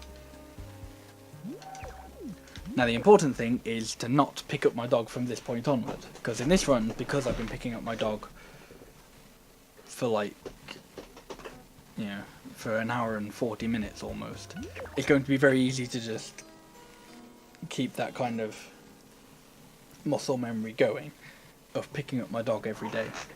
So it won't happen every day, but there may be like a couple of days when I accidentally pick up my dog and have to go, no wait, no, I don't need to do that.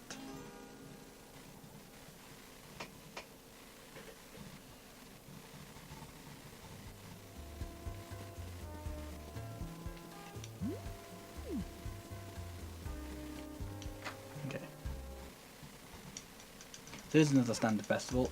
Even though I have the last fish in my rucksack, I don't actually want to go to the dolphin. I want to do that when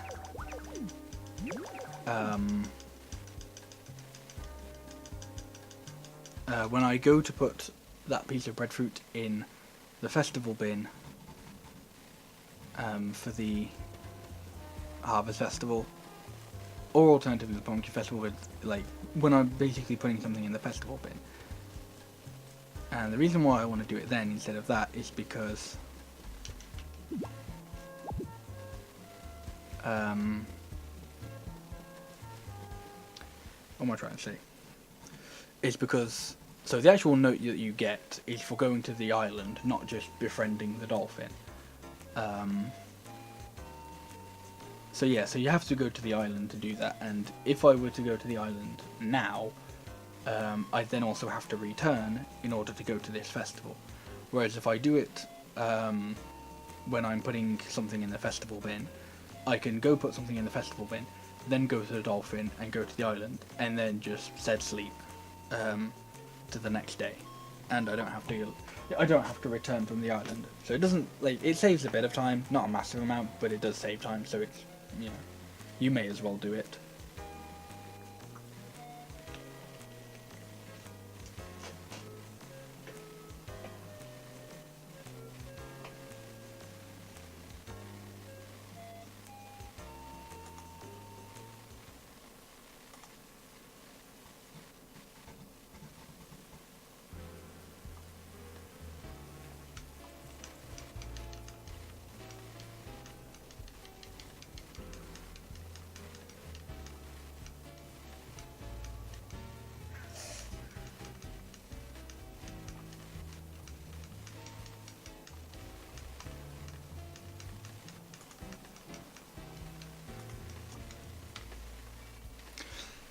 But yeah, so the kind of good thing about this run is, and this game in general, I guess, it kind of once you get past the first 2 seasons, it's very much on autopilot. Mostly on autopilot. Like, a few things can still go wrong. Like, I've lost a run before due to not finding the blue mist feather, and I've lost like 15 minutes from it. And I managed to find it on the last day of fall. So things can still go wrong, but very minimal at this point.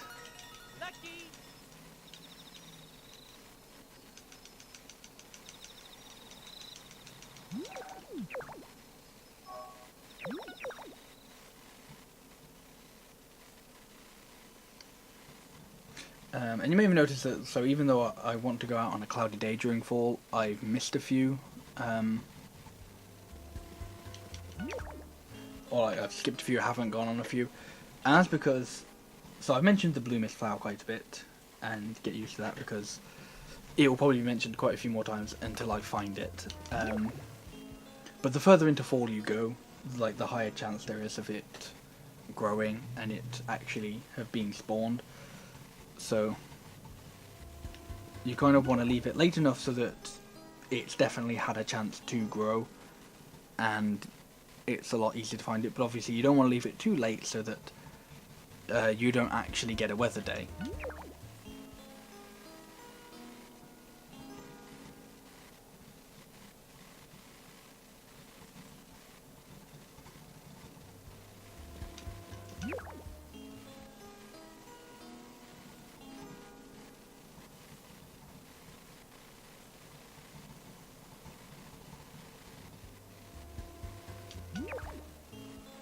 So I think I'm going to leave it until after the horse race, so after the 17th, and then I think I'm going to go out on the first cloudy day after that.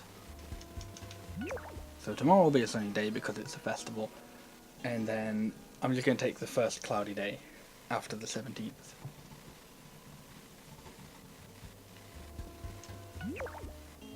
Hopefully there will still be one, because I'm sure I've done stuff like that in glitched runs where I've gone, okay, I'm going to take the next cloudy day, and then there hasn't been a cloudy day for the rest of the season.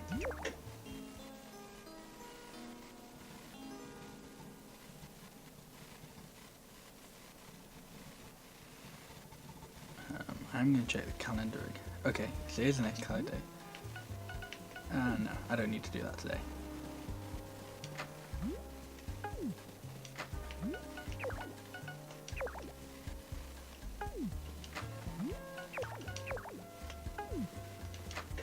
Okay, so the 19th, so I'd say there's a pretty good chance of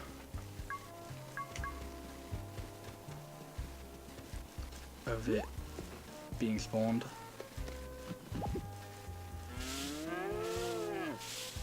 And I hope you like cow noises because you're going to hear them quite a bit.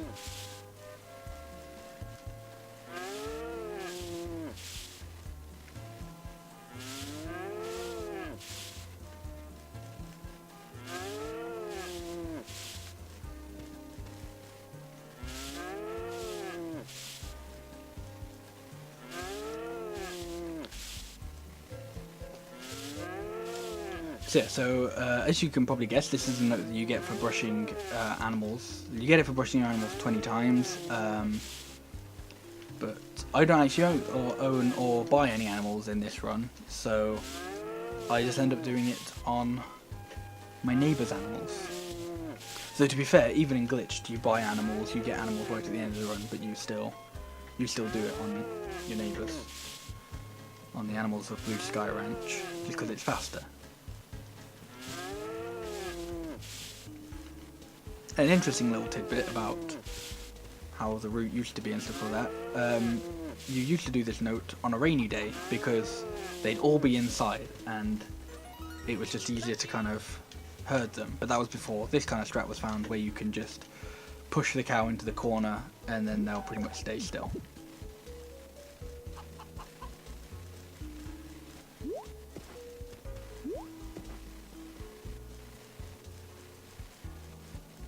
Okay, so now I'm going off to find the blue mist flower. As I said, this flower is pretty rare. Like, I'm pretty sure that only one like grows during the season. I actually found it pretty quickly in my PB, but yep, okay, cool. Ah, fuck. I've done it again. Okay.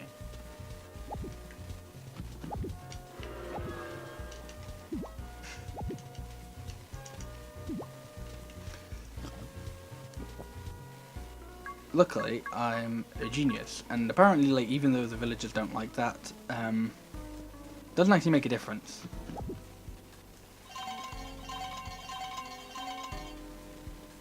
I'm actually going to go to the top and do this.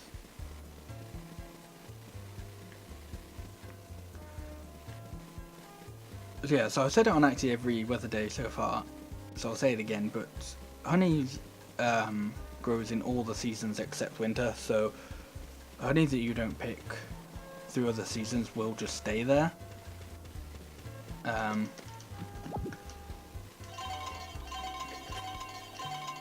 So that means I kind of want, like, at this point now, I kind of want to clear out all the honey before I start working towards all my before I start working through all my eggs.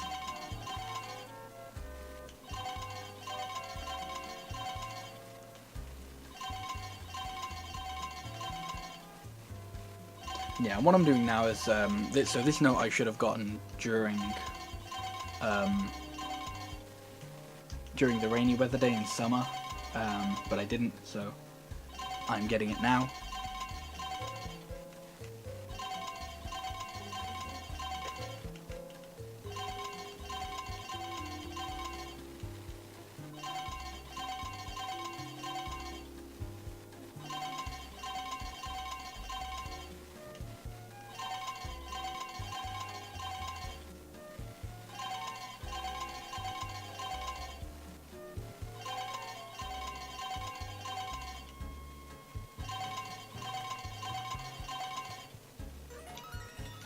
Okay.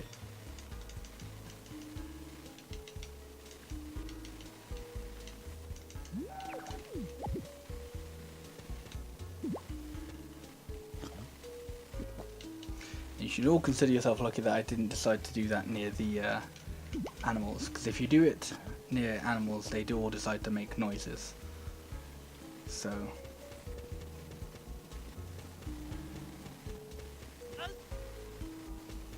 just be thankful that I only put you through slight animal noise torture.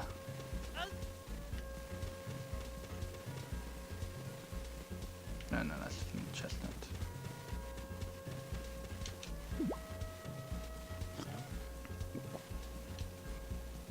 And yeah, so another thing, I know I'm repeating quite a few things here, but you know, route changes and stuff. But yeah, something you may not have noticed that I mentioned earlier is, yeah, so usually in a run, in fall, the harvest sprites would have visited us and told me how to make, whatever it's called, told me how to make mushroom soup, but they haven't. And they haven't because I don't own a pot, so yeah, I just actually can't make mushroom soup. So even if they told me how to make mushroom soup, I wouldn't be able to. I think I'm just going to go all the way up to the rock climbing mini game, just to see if like any other, yeah, just to get like any final bits of honey, and then I'm just going to work on whistling then. Because in winter no forageables grow, so I basically want to pick up like all the remaining forageables I can now. And like I have plenty of time to do notes like whistling and stuff like that in winter, like during the snow weather day. So yeah. Hey Mizaru, how's it going?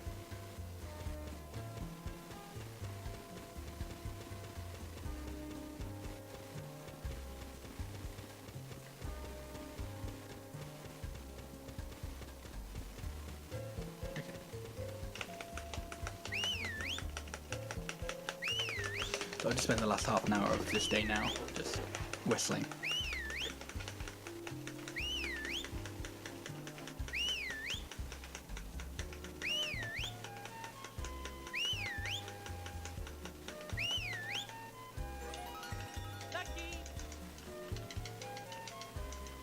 That's good to hear. I'm doing well, thanks.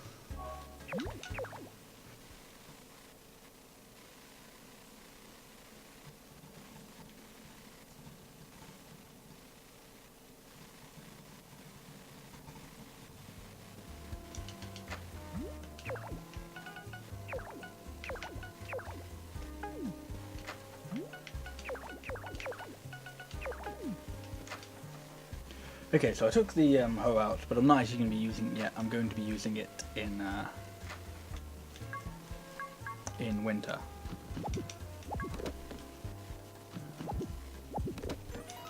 There you go. So this note that I'm just getting now is for shipping every single flower and herb that there is. So that's all the herbs from spring, all the herbs from summer, and all the herbs and flowers from fall. And nothing grows in winter, so there's nothing to ship from then.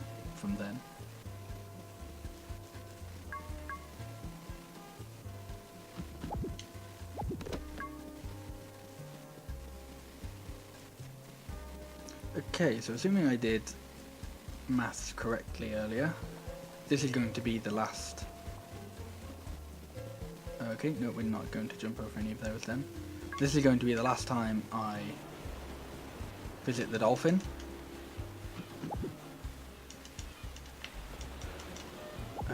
You're alright there?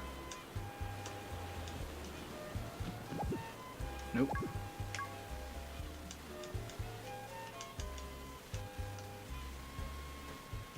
Oh, come on, game.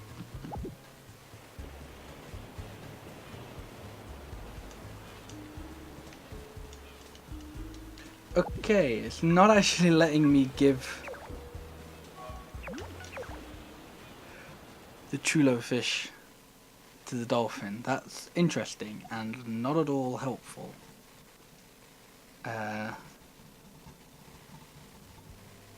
Okay, I kind of doubt I can, but I'm going to check if I can make... No, I can, okay. So not a completely useless fish then.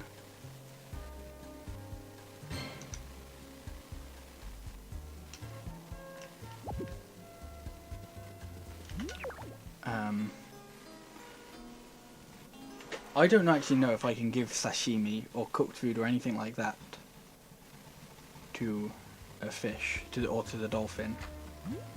Then I can give it instead. Green herb is probably the best option.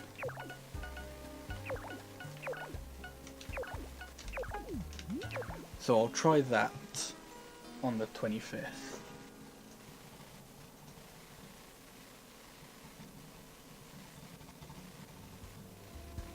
Yeah, it's certainly a bit bizarre. Interesting enough, like, I've never actually caught a chulo fish before in a run. I've caught quite a few fish that I've never caught in this run before, so that has took me a little bit by surprise.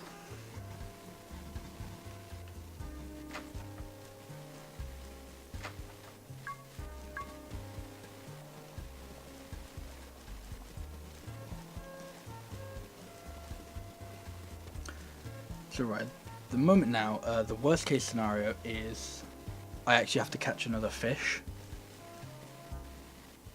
Actually, I might be able to just wave to it again.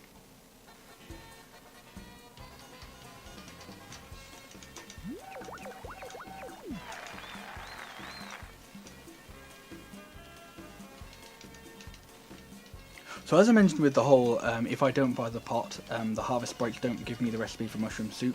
I mentioned that there are a few other recipes that you get if you buy certain things. One of them I said was from Cyberer, so that doesn't matter because you don't unlock him in the run. The other recipe, I don't remember what it was, and I don't remember what utensil you have to avoid. But the other one you actually get from Gourmet at this festival. So that cutscene is a little bit longer if I buy a certain utensil. I think it might be the frying pan, but I'm not 100% sure on that.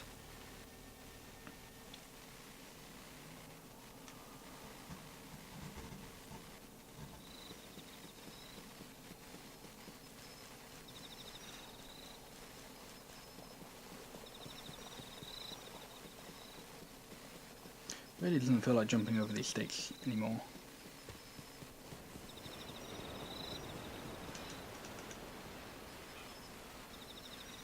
Okay, yeah. So that cost me a little bit of time, but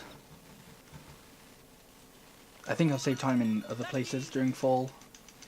Actually, no, this may have evened me out, unfortunately, but that's fine. There you go. So I no longer have to visit the dolphin.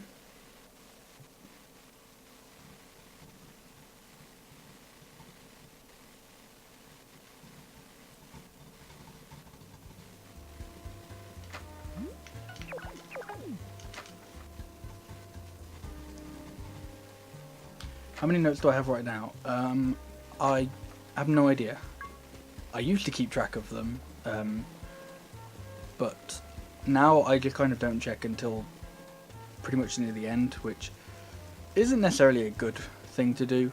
And like, if people like new people start running the game, I definitely wouldn't recommend you don't keep track of how many notes you have. But yeah, I don't really check how many notes I have until the last few, but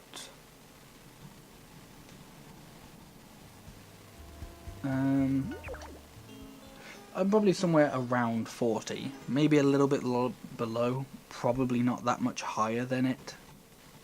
Yeah, I'd say probably a little bit below 40.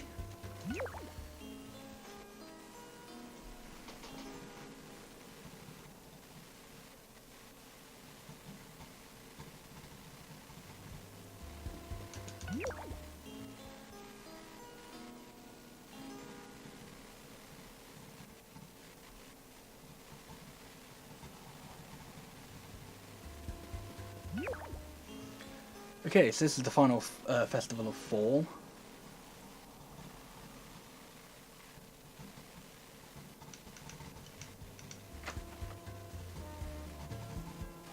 I think I should save time here. I don't think this festival's long enough for me to be losing time.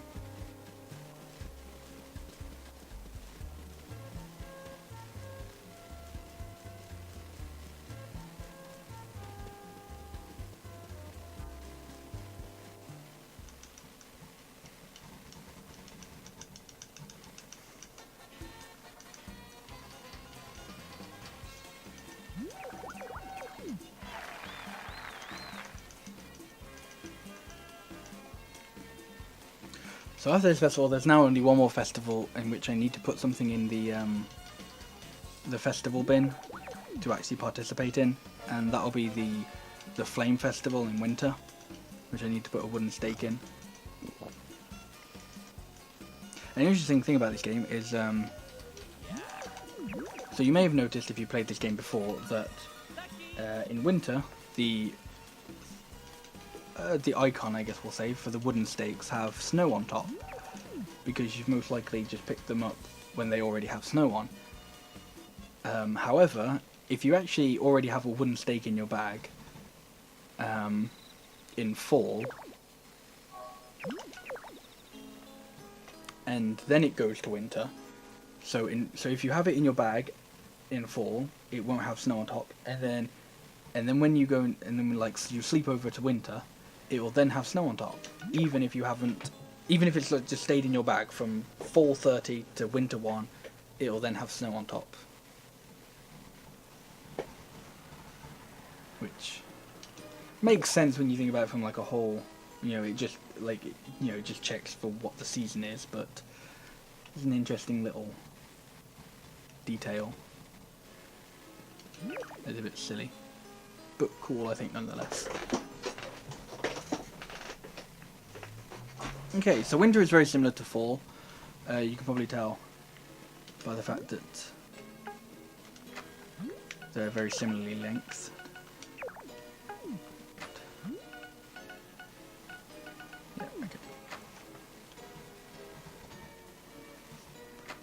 And that's because winter, all you really do is you do a few festivals and this weather day, similar to in fall. So what I'm doing now is I'm working towards the cultivation node, and you might be thinking, well, hang on, what exactly are you doing? Because this looks a little bit... Okay, I don't know really, I don't know whether it looks like a glitch, but, you know, I'll cover my bases just in case. But no, this doesn't count as a glitch. Like, I've talked about it on stream before, and like other runners of the game and people who watch have said, no, this isn't really a glitch. So you can still do this in Glitchless. But what exactly I'm talking about is the fact that if I were to be tilling soil in any other season... Hi Naime, how's it going? Yeah, I like Magical Melody as well. But if you were to be tilling soil in any other season, my character would till one square, then he'd rotate to the next one, then the next one, and he'd till like all the soil around him, because all I'm doing at the moment is I'm just pressing X. I'm just mashing X, and he'll till all the soil around him, move on, and then till all the soil around him again, and he'll just keep doing that until he like something like till various things happen that prevent him from doing that. However, when you till in the snow, because you can't actually like plant anything in the snow, he just like he stays in the same spot. So it has the same effect of it essentially being ineffective, but the thing is it still counts towards the cultivation.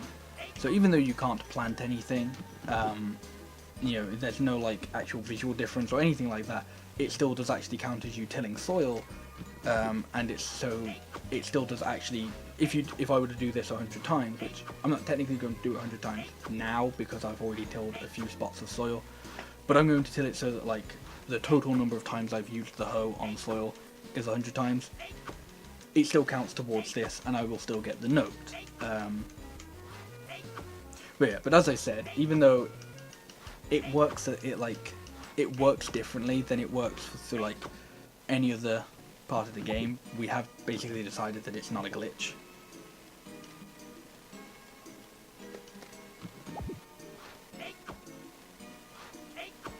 So, because this run will probably be PB, and therefore world record, and I'll probably end up uploading it to YouTube, if I see any comments that say, hey, what you do at insert time I do this, it's a glitch, I'm just going to be very disappointed in you, know that.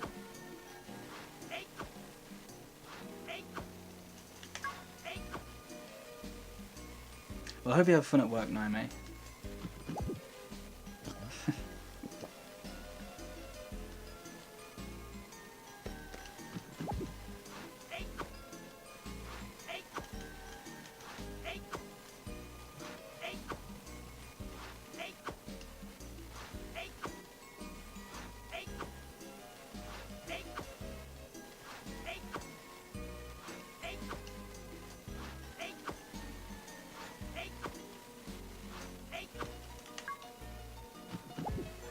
Oops. I always do that. I feel like every time I get this note, I end up like this exactly the same time I take out an egg to refill myself. Okay, I only actually have 3 eggs left.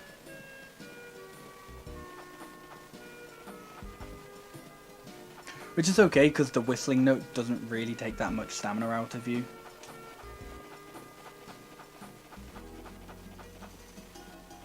Hey Meow Mix Max, how's it going? Right, so I'm now going to get the most difficult note in the game.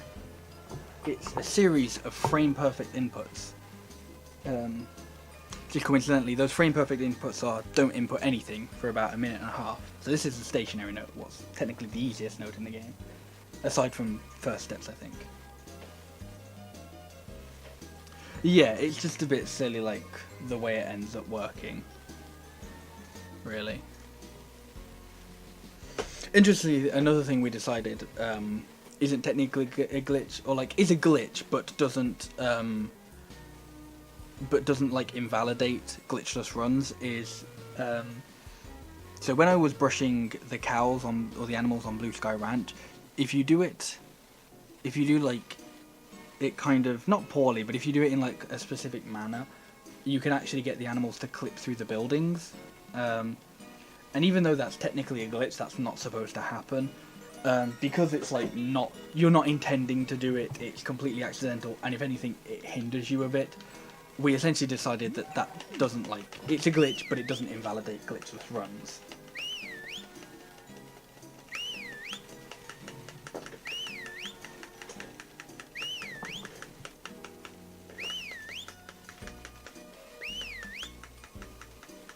Okay, so all I gotta do now for the last hour and a half of this day is just whistle. So yeah, so I'll probably end up getting the whistle note today. If I don't, I'll be a little bit surprised.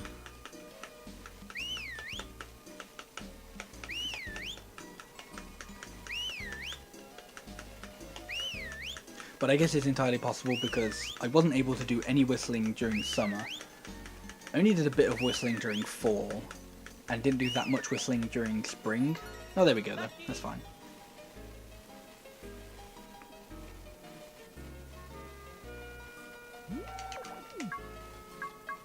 So yeah, so unfortunately, there are no forageable or edible forageable items during winter.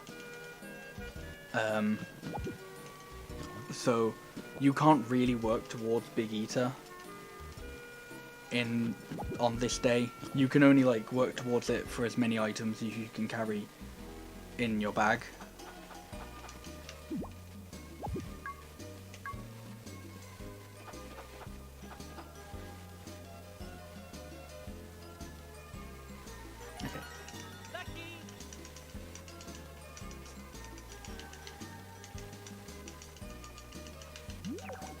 And now I'm just going to finish a note that I started quite a while ago. Because the library has like two sections of books. It has the spring and summer collection, and it has the fall and winter collection, and in order to get the note you have to read all of them. Good. I'm always a little bit worried because so far I have never messed this note up. So I've never like accidentally missed a book in spring or summer and then had to go back and like reread all the books in the spring and summer collection. So I've always like read all the books without messing up. But I'm always a little bit worried about the first time that happens, because this will be very embarrassing.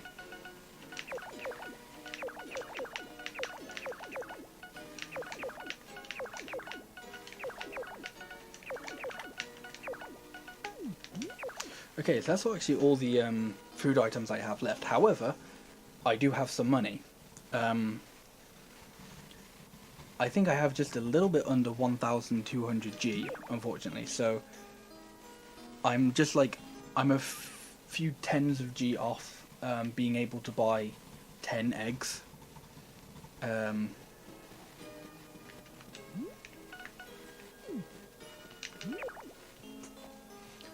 But who knows whether that'll actually make a difference, really. Maybe it will, maybe it won't.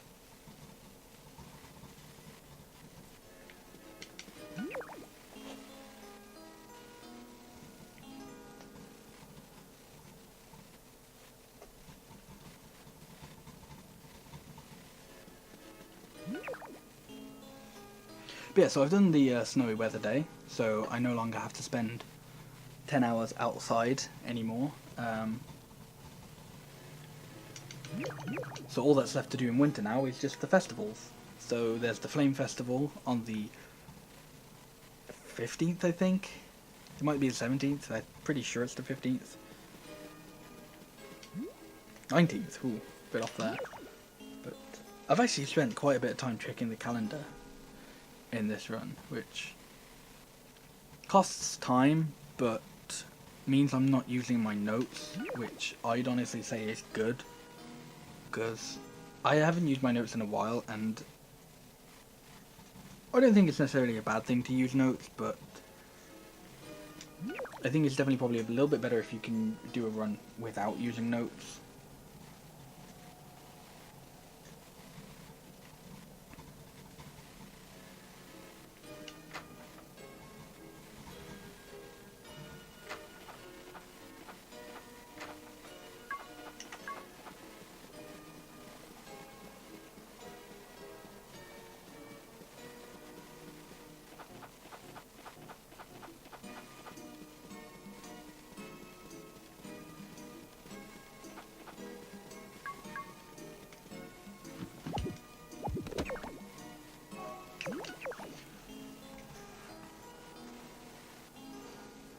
So the next chance, and the final chance I have to work towards Big Eater before it starts wasting time or like costing time. And what I mean by that is so far in the run, every time I've worked towards Big Eater, or I've been eating food, with maybe like a couple of exceptions such as in the mine, it's been during like a weather day or a time period where I have to wait for something to open, or something along the lines of that. So it's been during a period of time in which I have to waste time. I have to wait a certain amount of time anyway. So by working towards Big Eater during that time, I'm not actually costing time. And this is why, even though Big Eater is a really luck-based note and is really finicky and stupid, it's pretty much always worth it to do it in a run, because at the end of it, it maybe only actually costs you a minute or two. So the next chance that I have to work towards Big Eater, and will be the final one before it starts costing time, is at the end of the New Year's Sunrise Festival on the 30th of winter. So at the end of that festival, it puts you at 5 o'clock on Spring 1, and you get a note for staying up until 6 o'clock the next day. So this is the best time to get this note, because it's obviously better than just waiting a whole day. And this is the only festival that puts you at 5 o'clock the next day. Like, the next latest a festival will put you at is midnight. So in this, you only have to wait an hour. But that's an hour I have to wait. That's an hour I have to kill. I have nothing else to do. So I can eat a few items during that hour, and then after that, any time I spend eating food will technically be costing me time. I say technically costing me time. You pretty much have to do it in every single run. Like, I don't think, like, even in Glitched, I don't think I get a run that good that I don't have to do a little bit of eating outside of these, like, time windows. But yeah, but what will really start costing time will be if I get it, if I eat all of the remaining food items and I still don't have the note, but then if I also buy, so as I said, I have enough money for 9 eggs, 9 more eggs, so it will really start costing time if I eat all the like the 9 items I currently have in my bag now. I buy the 9 eggs, I eat all of them, and I still don't have the note. If that happens, then what I'll have to do is I'll actually have to, like, find forageable food, and then that's when it, like, actually starts costing time, because that's when you can't really pinpoint exactly how long you're taking, or exactly, like, how long it usually takes comparatively.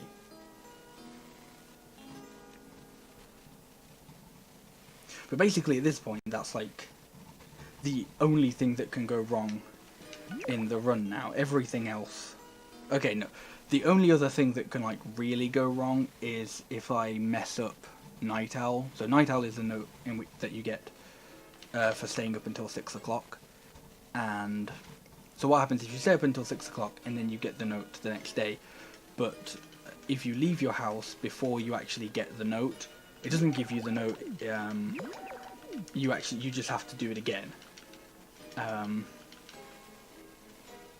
And obviously, the fact that, the the best way to get that note is because that the New Year's Sunrise Festival puts you at 5 o'clock. That doesn't happen for another year, so the next best way to get the note would... I'm not actually sure, because the next festival after that is the Spring Footsteps Festival, which puts you at 6 o'clock. I don't know the next festival that puts you at midnight, so I don't know like how long it would be worth to wait for that. So I don't actually know what like the next best backup is, and that's actually another thing that's kind of risky with Glitchless, is Glitchless has basically no backups, like no backup notes. If you miss a note, that's just, oh well, rip run, I guess. Okay, that's not true. It has like a few backup notes, but they're ridiculously slow. So I'm pretty sure like in this run the next best backup is growing 10 turnips and befriending Joe. But that's like, yeah, that's so slow, that's just like you don't want to do that at all. But you can, I guess. And I can't think of any other backups off the top of my head.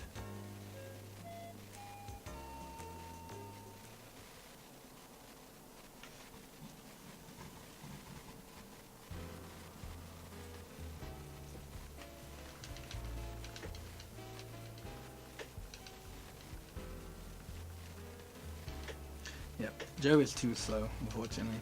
Which is funny because he used to be one of the people you befriend in the run. In like old routes, he was one of the people you would befriend him, as well as Ellen. I talked about this a little bit earlier, because I talked about like how there was a small time when there was going to be a friendless route. 10k steps only takes 30 minutes, yeah. One of the things I'm always sad about is in Glitched, if you use inventory storage and duplicate the pedometer, having like 10 of them and just doing 1000 steps doesn't actually doesn't times it by 10. It's very sad. Yeah, because that's the thing. 10,000 steps used to be in the run, but what basically happened is the run essentially got so optimized that you just didn't end up doing 10,000 steps anymore. I don't know if like after a certain point it's become like, maybe it's like gone back around where it's still so optimized, but now it's, you just like optimizing, you know where to run, you do more running than you used to, but yeah. It is interesting. To me at least.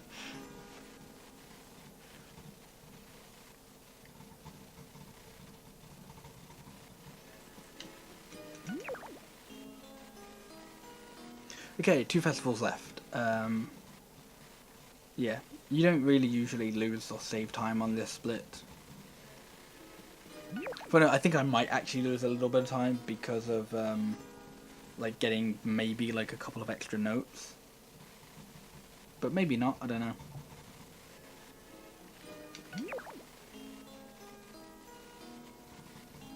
But that's the thing, like, at this point, the only thing that would make me lose the run is... the only thing that would make me lose the run is, what's it called?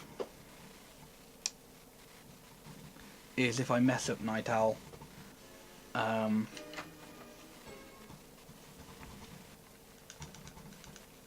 Even if I did, like, ended up somehow doing really badly with Big Eater, which I honestly don't think I will.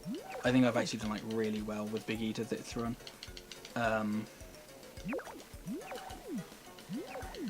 I think, like, the worst that would happen with that is I'd lose time, but I find that kind of doubtful.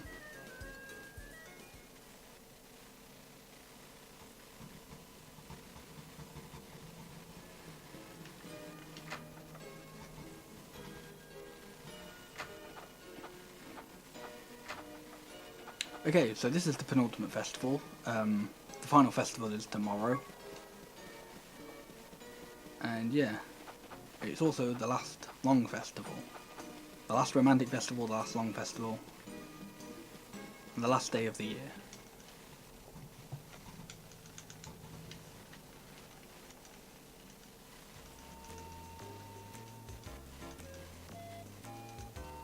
I've also remembered to mash during this cutscene, because usually during the romantic festivals, there's no text during this cutscene. But because this one's slightly different, because in all the other ones, whoever you go with, so in the run's case, Ellen, she invites you to it. In this case, you invite her. So she says like a little thing about, oh, I got your invitation. Yeah. That's pretty much exactly what it says, like, thanks for inviting me. Something, something, let's go.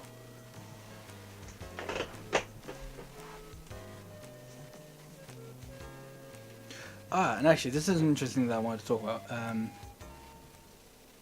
So, there is actually a way to skip cutscenes in this game. And it's very specific, and it's not at all... Or, okay, I don't think it's worth doing in Glitched. But yeah, so I think the first thing that kind of like... If you want the kind of like the whole history behind this, the first thing that kind of hinted towards it was...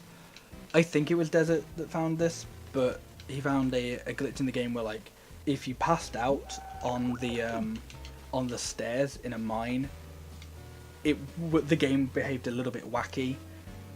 But unfortunately, that just ended up crashing the game. But then, somewhat recently, like a few months ago, I think now, he found out if you passed out, and just after, like, immediately after you passed out, you went to the save screen. You could like save and reload, and it's a bit. This is going to be really difficult to explain, but yeah, but you could like save and load during the cutscene that plays in the doctor's office, and then if you do like specific menuing so that you watch that full cutscene without like going off the save or load screen. You can then actually like walk around whilst you have that screen open.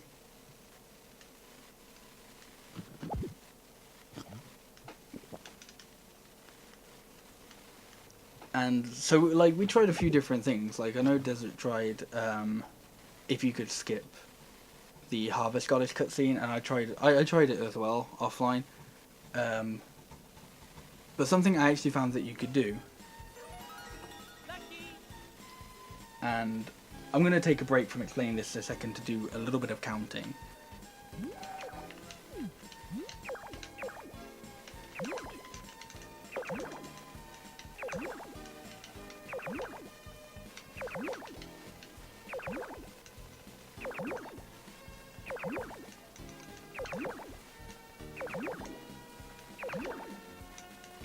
So what I'm doing here is I'm saving 30 times.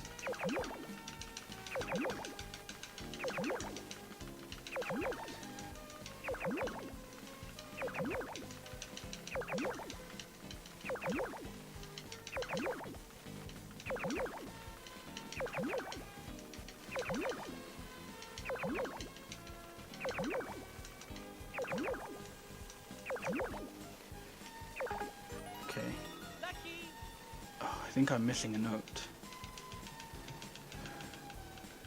There's the festival note.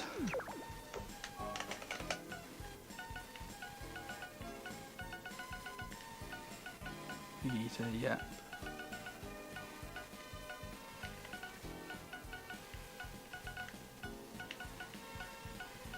No, there's...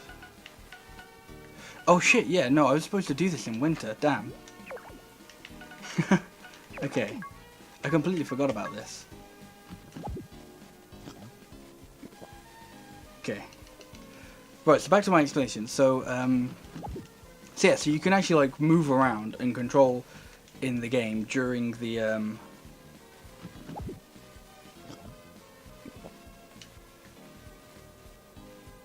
Yes, don't okay.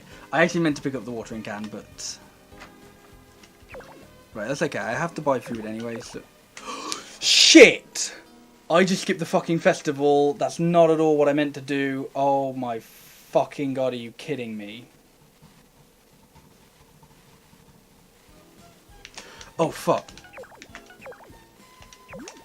And this is why you save, because that doesn't actually fuck it. It's a time loss, but it's not a run killer, because I saved. Thank fuck for that.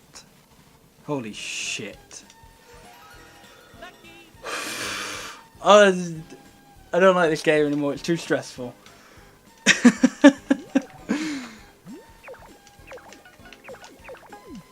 Oh my god.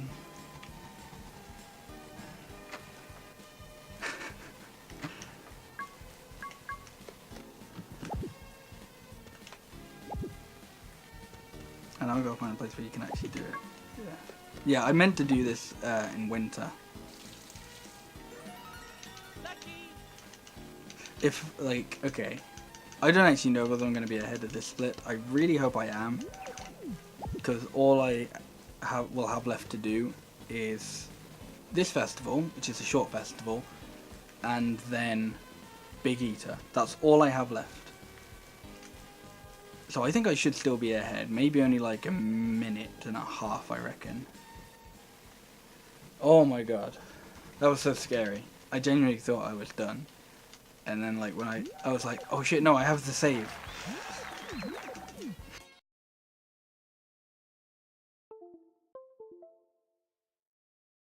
Card being bad. Okay, it's gonna be in black and white for a few seconds because OBS is being an absolute butt, but it should be fine again. Okay.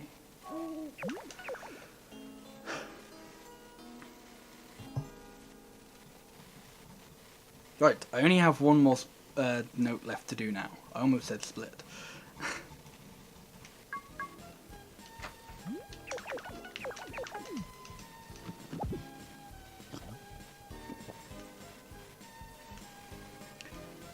So this is just buy eggs and eat eggs.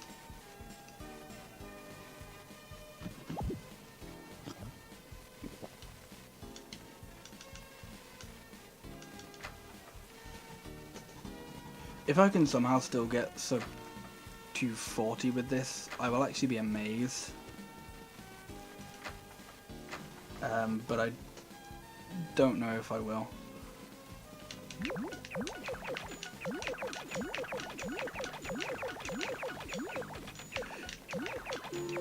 Fuck off.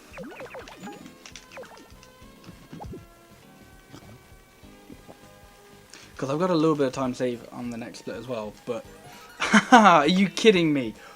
One item. I had to eat one more goddamn item, and I wouldn't have had, and that would have saved me like 10 seconds. No, okay, it would have saved me a little bit more time than that, but it would have saved me time if I had found one more item.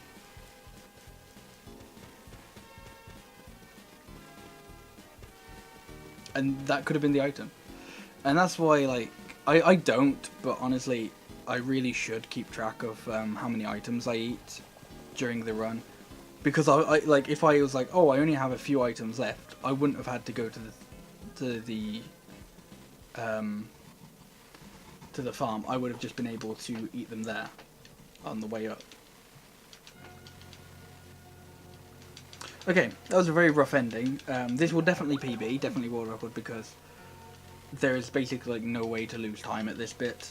Like, so in order for me to have not PB'd after being ahead at 50 notes, in this case, I'd have to be like, excuse me, I'd have to be like a minute and a half away from, or like more than a minute and a half, but I'd have to be like very far away from the Goddess Spring. I think I'll probably break even in this. Yeah, I don't know. Ooh, okay. Right, I'm going to start the whole explanation of the cutscene skip again because, just so you can kind of get like the whole thing in one piece without me stopping and starting and having panic attacks and, you know, nearly throwing the run out the window for the fun of it. But okay, so yeah, so the full history of it is like ages ago, quite a while ago now. Desert found, I believe it was Desert anyway, found a thing where if you've passed out in the mine on the stairs, the text box for the stairs would activate as you passed out, but all that would kind of do, like doing anything with that, would basically just crash the game. It wouldn't do anything useful.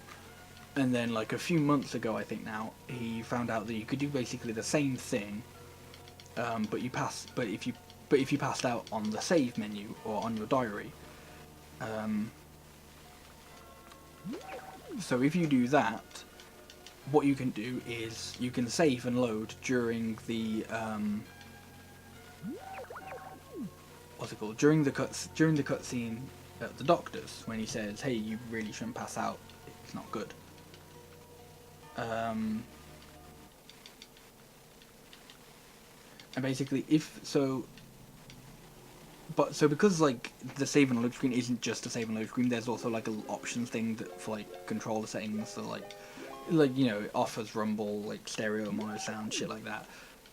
You can like you can mash through the cutscene by just selecting A on those like on the options without having so you can navigate that cutscene without having to save and load, or like without having to constantly press B. Especially because if you exit that menu, the cutscene just resumes as normal, and you don't do anything interesting. So yeah, so if you like watch that whole cutscene, and at the end of the cutscene and you still have the save menu up, you can actually like continue playing and move around with the save screen up. It's a bit difficult because the save screen isn't like, you know, a text box that takes up some of the screen. It's a whole different screen, so you are completely blind in doing this. So Desert tried this, I've tried this, but like unfortunately, if you somehow magically manage to navigate your way through completely blindly, I might add, through to the Goddess Pond from your house, save during it, and then reload, I think the end result is you only skip the first one. You don't skip all of them. I know you definitely don't skip through all of them, but I'm pretty sure you only skip like the first one you watched. But interestingly, you can actually then use that to skip through festival cutscenes. So, or you can definitely use it to skip through romantic festivals. You could probably skip through like a couple of other ones, but they'd be a little bit difficult to do, or I haven't tested all of the festivals, and they definitely don't work for all of them.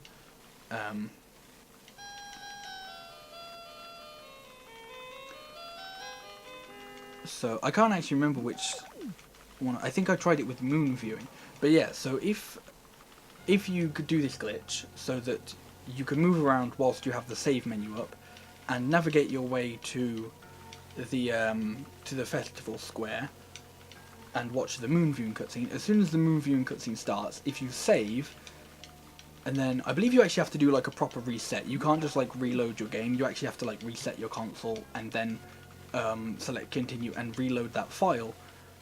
You'll actually reload at the end of that festival, and you'll get the note, and it skips that entire festival cutscene. It skips the whole thing. It's really, and as I said, it's really specific, because I think it only works with romantic festivals. And even in like any percent glitched, I don't actually think it's worth or fast enough to do. It might be, maybe. In a case where like this is the first time you get, because this is the first time, like in the case of the first time you get the passing out note, the limitation note, that's when you do it.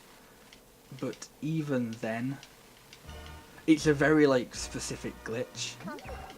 I might actually try and show it off.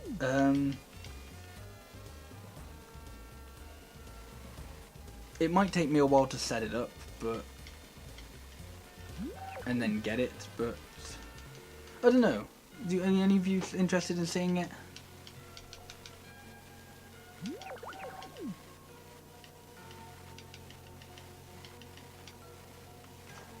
As I said, if I do show it off, it'll take me a while. It might take me a while to set it up. Though I may have a test file that I could use. I say it might take me a while to set it up. Basically, all I want to do is I want to have a second house, because if I'm going to... Actually, what's the next... Oh no, the next romantic festival is not for a while. I don't know. Let's see, because I'm confused, yeah. I will say, I think it's definitely something that's kind of better to see visually than it is to, like, just explain whilst I'm not. Open the cooking menu, then do rock climbing. Okay. Yeah, because that's actually another thing I haven't mentioned, is you can actually do it with other things. So I've actually managed to... I've done it with, like, the bookcase before, which makes it a lot easier to navigate, but you don't skip anything. You can't skip anything by just opening the bookcase.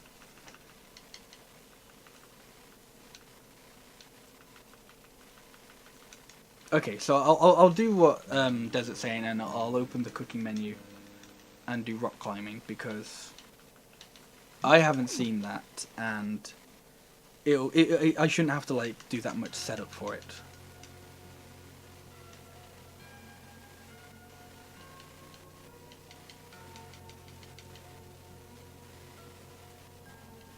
Might need a fish or something to cook. Okay, well that shouldn't take me too long to get either, so that'll be fine.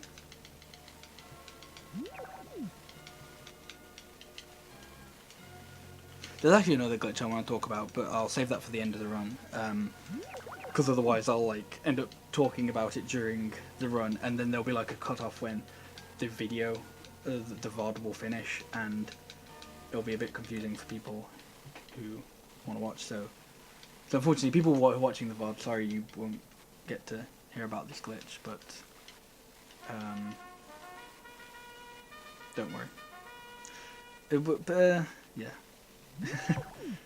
Just don't worry, things... You'll hear about it eventually, I'm sure. Okay, so this is the final, yeah, this is going to be a sub 240, because this is the last cutscene.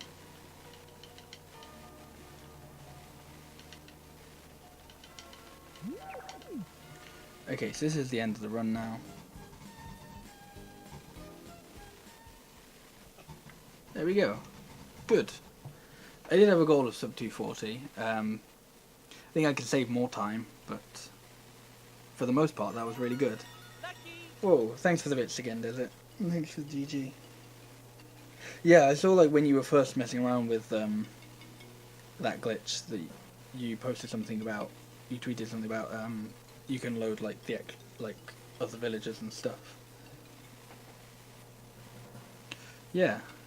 So that's the run. It's been a bit of a messy run. I don't know how much there's, like, there is of legitimate time save at the beginning. But yeah, I don't know.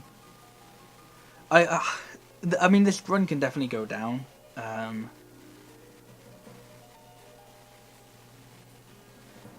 Because I didn't have to lose that much time in 50 notes.